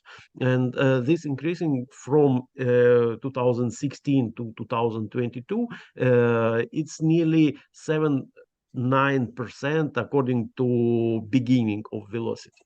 But only one subcluster, its terminus subcluster, shows that the average velocity in 2016 it was 2.25 meters per day, but in 2022 it's 2.1 meter per day. So it's a little bit less in beginning in time level. And also when we try to combine our data with climate parameters, we also, first of all, we can say the all numbers of cross correlations is quite low, and that's why we can't say about direct correlation. We can say only in some tendencies of connection between climate parameters and velocity parameters, and we can find only some trends of process. And also we can find there is that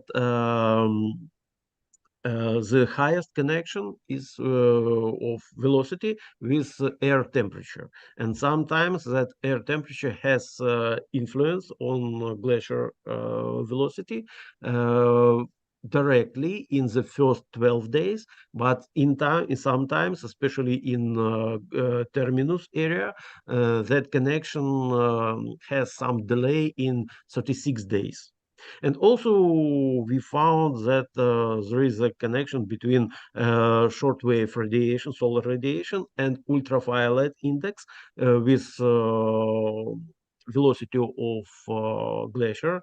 But for our opinion, that connection has quite more complicated shape and quite more complicated form because it should be more complex process, which can be influenced in different places with different other parameters.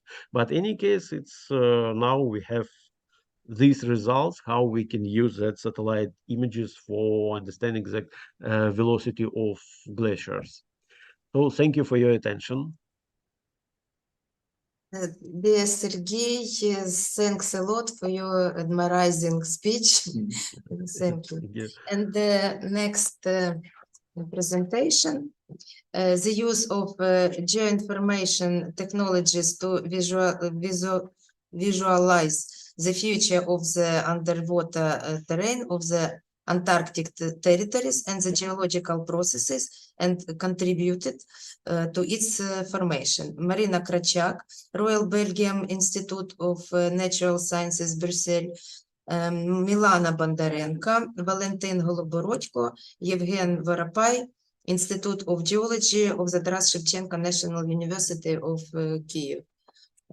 It's professor and her students. Marina is professor of Kyiv State University. Thank you very much for.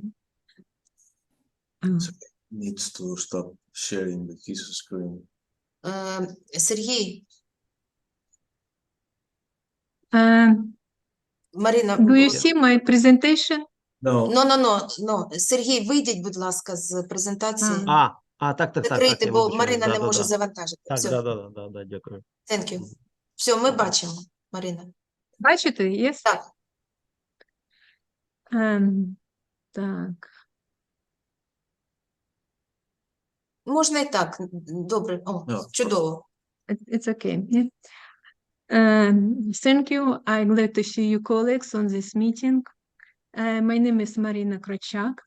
I want to present to you my short report about using geoinformation technologies for visualization of the underwater terrain features of the Argentine islands and the geological processes which contributed to its formation. This work was done by me with my students at the Institute of Geology of Taras Shevchenko University of Kyiv. Students carried out map digitization and mathematical modeling. The aim of the present work is to create a 3D image of the seafloor of the Pacific coast of Antarctica Peninsula in the area where the Ukrainian Polar Station is located. The main research area is the Argentine islands separated from the Antarctic Peninsula by the deep Pinola Strait. The distance to the mainland is about 7 kilometers. The relief of the islands is hilly with a slight difference in altitude. The highest point is near 50 meters. The islands are composed mainly of volcanic, magnetic, and metamorphic rocks covered by glasses. The fiction material were bathymetric maps of the British Admiralty surveys and the bathymetric map of Argentine islands of Greki, which was made using the information of the Echo Sounder survey of the Ukrainian Antarctic expeditions in 1998 and 2002.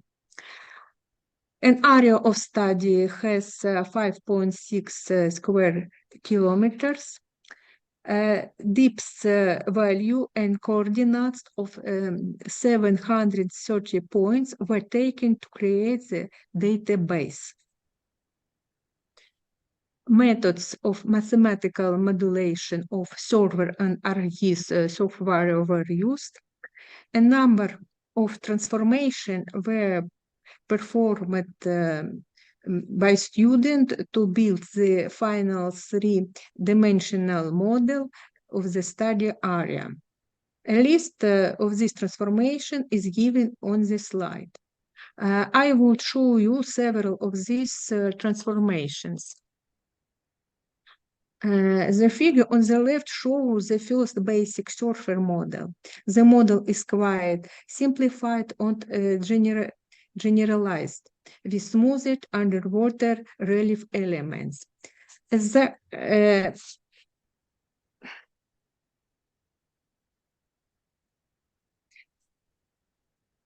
result of using ArcGIS method models, it was possible to obtain a high-resolution 3D bit model with fine relief details.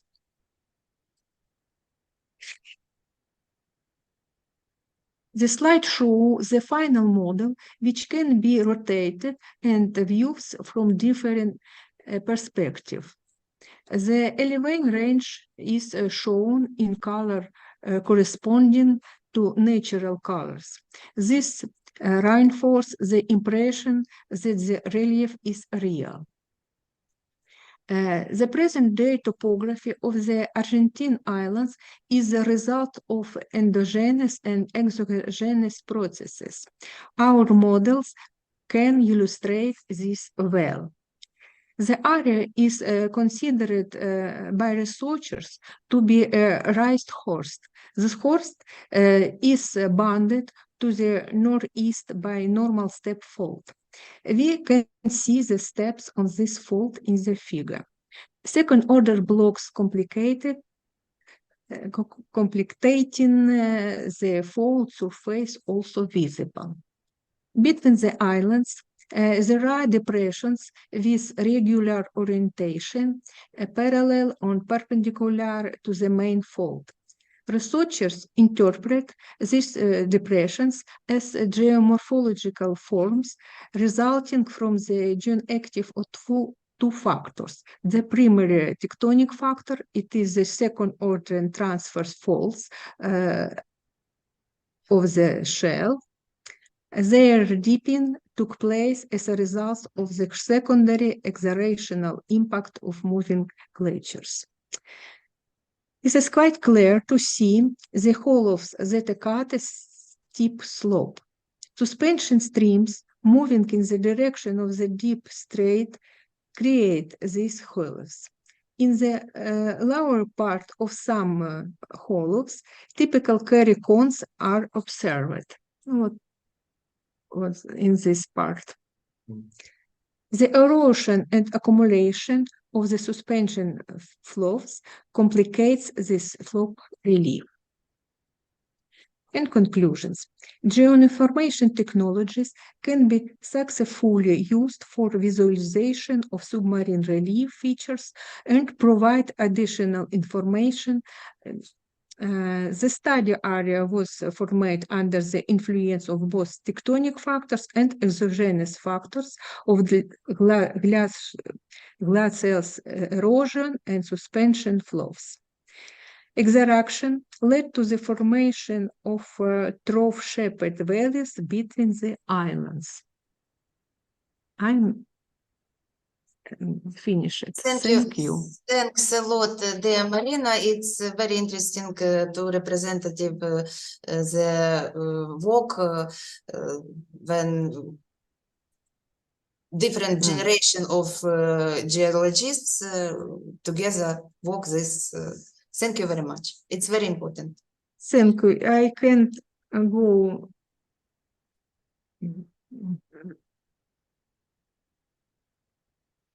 Okay, it's questions? if maybe questions, maybe change of information. I have several questions. May I have the box? Yeah, this one. The first question I have is from the first talk about Svetlana. Svetlana, yeah, it's true. About your diatoms, your work on diatoms is really nice. I really like it very much. Have you, do you plan to extract a core? Because you said that you, with your diatoms, you can reconstruct the paleogeographic evolution of the Argentinian islands. So, and I think that if you take a short core in one area that you believe it's important for you, you can, especially studying the diatoms in a very high resolution time, you can see if it's how the global warming is impacting in your area. So maybe it's quite interesting to extract a short core. Do you plan to do that? I would like to point that the micropaleontological part is for Dr. Alexandra Olshtynska, and yes, I think it's a question you should address to her. Alexandra Petrovna. Alexandra Petrovna, microphone. Добрий день. Ми можемо визначати, ми можемо визначати температури, в яких утворювалися діатомові, і за кернами ми можемо визначати. Temperatures when these diatoms were formed, and after core we can. Ми можемо визначати послідовність зміни температур. The consequences when this how this temperature changed with time. Yes. Yes. Yes, but I should add, I think that unfortunately now we have not opportunity to got core from this area because we have not drilling.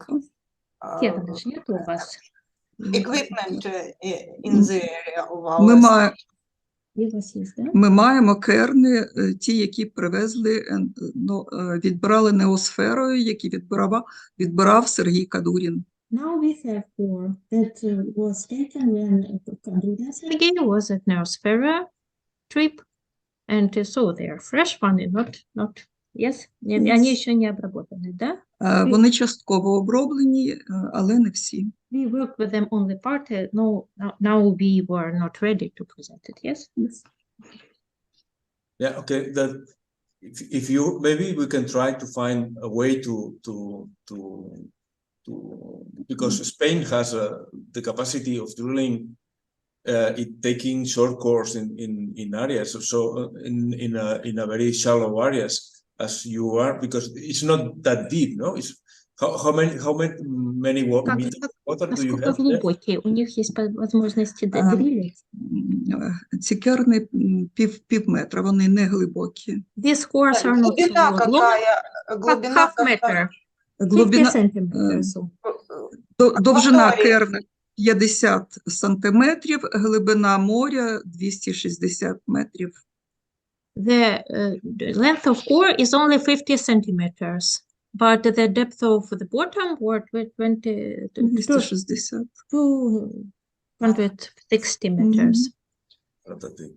So It's not deep. no, it's not really that deep, so it's possible to extract that.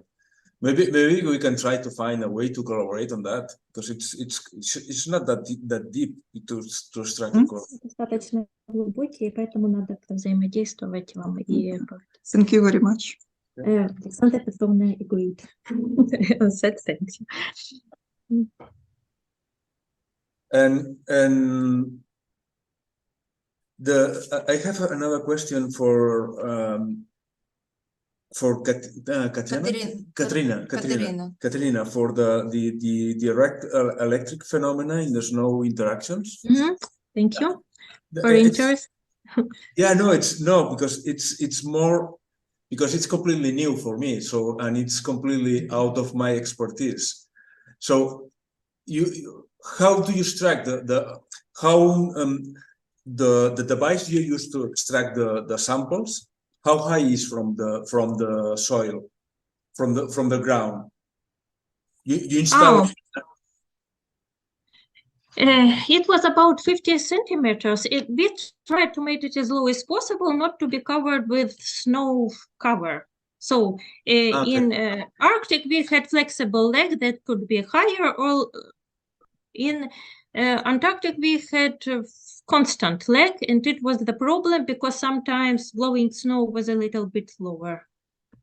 And you keep the. So this is, yes, this is new idea, and this is I presented it a few times. I had seminar in Grenoble, and then I had few articles before theoretic, but they are not common in our society of snow chemists. And now I worked in Grenoble again, we made this big theoretic review. And suppose that it will go, that this idea will start to be accepted. So because I was gladly surprised, because it's the first time I see this kind of approach, and that's really new. So it's a really groundbreaking science. What are you doing? Thank you. Yes, and it's our really idea. I started it alone, and now Hans-Werner Jacobi, he's responsible for snow chemistry in Arctic. He's a well-known person. He supports me and works with me with it. And you keep the sampling for all the blizzard, and once the blizzard finished, you go there and extract your sample, right? Yes, I cannot go there. I have guys with whom I'm co-author with this presentation, one of them in Antarctic Center here, another one there, and we collaborate in group. We have group in social media, and he asked me question, and I say, you have to do inside electrodes, not from tray. So he is very precious, this guy in Antarctic, and he left for the second year, so we could continue. He took from trace. Now he take from electrodes, and he told me that it's so difficult, and it's not. This is the first. It's how to say, it's experimental device. So the flow is not the best, and it's very often it's filled with snow. The back wall and underground, and very few on the electrodes. So he said sometimes he had 5 times to go inside, to take a little bit, then again during the one blizzard, many work. And these guys in Arctic, they are not so precious. They put 1 time, then out, and take back. So I don't think that it will be so representative. But we saw bromine depletion on positive electrode and chlorine depletion on negative electrode. It's, I don't know how to, maybe redox reactions, maybe this is the charging when pushing of ion out. So we will think about this. I'm not ready to present it, but some difference is clear. No, it's really interesting. It's really interesting, your science. No, thanks a lot. Thank you. You can write me any moment. I will be glad to communicate. Thank you. And I can send you this review article when it will be over. Okay, I'll be really pleased to read it. Please send it. Thank you for interest. And the last question I have is for Sergey, that you were talking about this dynamic. That's really interesting as well. Thank you. And what's the pixel size of your images of Sentinel-1? Because how representative is the movement you detect? The pixel size is nearly 10 meters per pixel. Yeah. And according to program algorithm, they use the square with 7 by 7 pixels, and after that they took that square in one picture, and after that try to find the same square with the same reflections in 7 by 7 pixels in the second picture. And that's why we use that interval only 12 days, because and it techniques works very well by ice covers, because in Antarctica, in Arctic levels, in 12 days, the changes of reflection surfaces, it's not so big. That's why we can find the same 7 by 7 pixels in the another picture after 12 days. And after that, they calculate that level of shifting of these areas, of that pattern of pixels. And also because each image detected by orbital precision orbital numbers, it can be recalculated with very high resolution. Also, each pixel 10 meters, but geolocation of each pixel is very clear and very clear. So that's why we can find this shifting of each pixel, and because we use 12 days, we after that recalculate to velocity of meters or even half meter per day. That's why. Okay. No, and it's interesting as well the cross correlation you have done. And have you detrended your series? Because have you detrend the series, the meteorological series you have you detrended them? Because when you show the correlation, I think that you have some kind of autocorrelation in between your series. So maybe you can try to decorrelate, detrend your series before doing these cross correlations. Could be. Have you tried to Not yet. Okay, because when you cross correlate 2 series and you have some kind of autocorrelation, you have this kind of decreasing the trend in the amount of correlation you have, and that's something that I've seen in your graphs. So maybe in order to see if these 3 months, these three lag time is correct or not, first I would thing first to the trend the series and then I see. perform the cross correlation, because otherwise you're introducing some kind of noise inside. I see. Yes. Thank you very much. Okay. And for the rest, I have no questions. Only I really like your presentations. Really, really, I really enjoy to listen all of you, because you are doing really nice work. Thank you. Thank you. Maybe Stella Borisovna, maybe you say a couple of words in finish our conference. Thank you. I hope it's only first step for our future. But big step. Yeah, and it's good that we have memorandum for cooperation, and I hope for further work. No hope. We are sure. Yeah. Okay, thank you. I'm sure as well, because I think that there are a lot of fields of common fields here, and I think that it should be very easy to implement this cooperation between you and us. So because it's easy, it's very easy, and you are doing a really nice job here. So why not to work together? So for me, it's come on. We must work together. Exactly. Thank you. But main your idea about drilling in our area is Brilliant perfect. idea. Super. But I only can cope on the realization of this idea. Yeah. That's one possibility. Yeah, why not? So let's start from here. Why not? Okay. Let's try to do that. Why not? It will be next step. Yeah, but it's huge step for us. Thank you. Okay. Thank you. Thank you. And I hope to see you soon. I'm sure. Yeah. Thank you very much.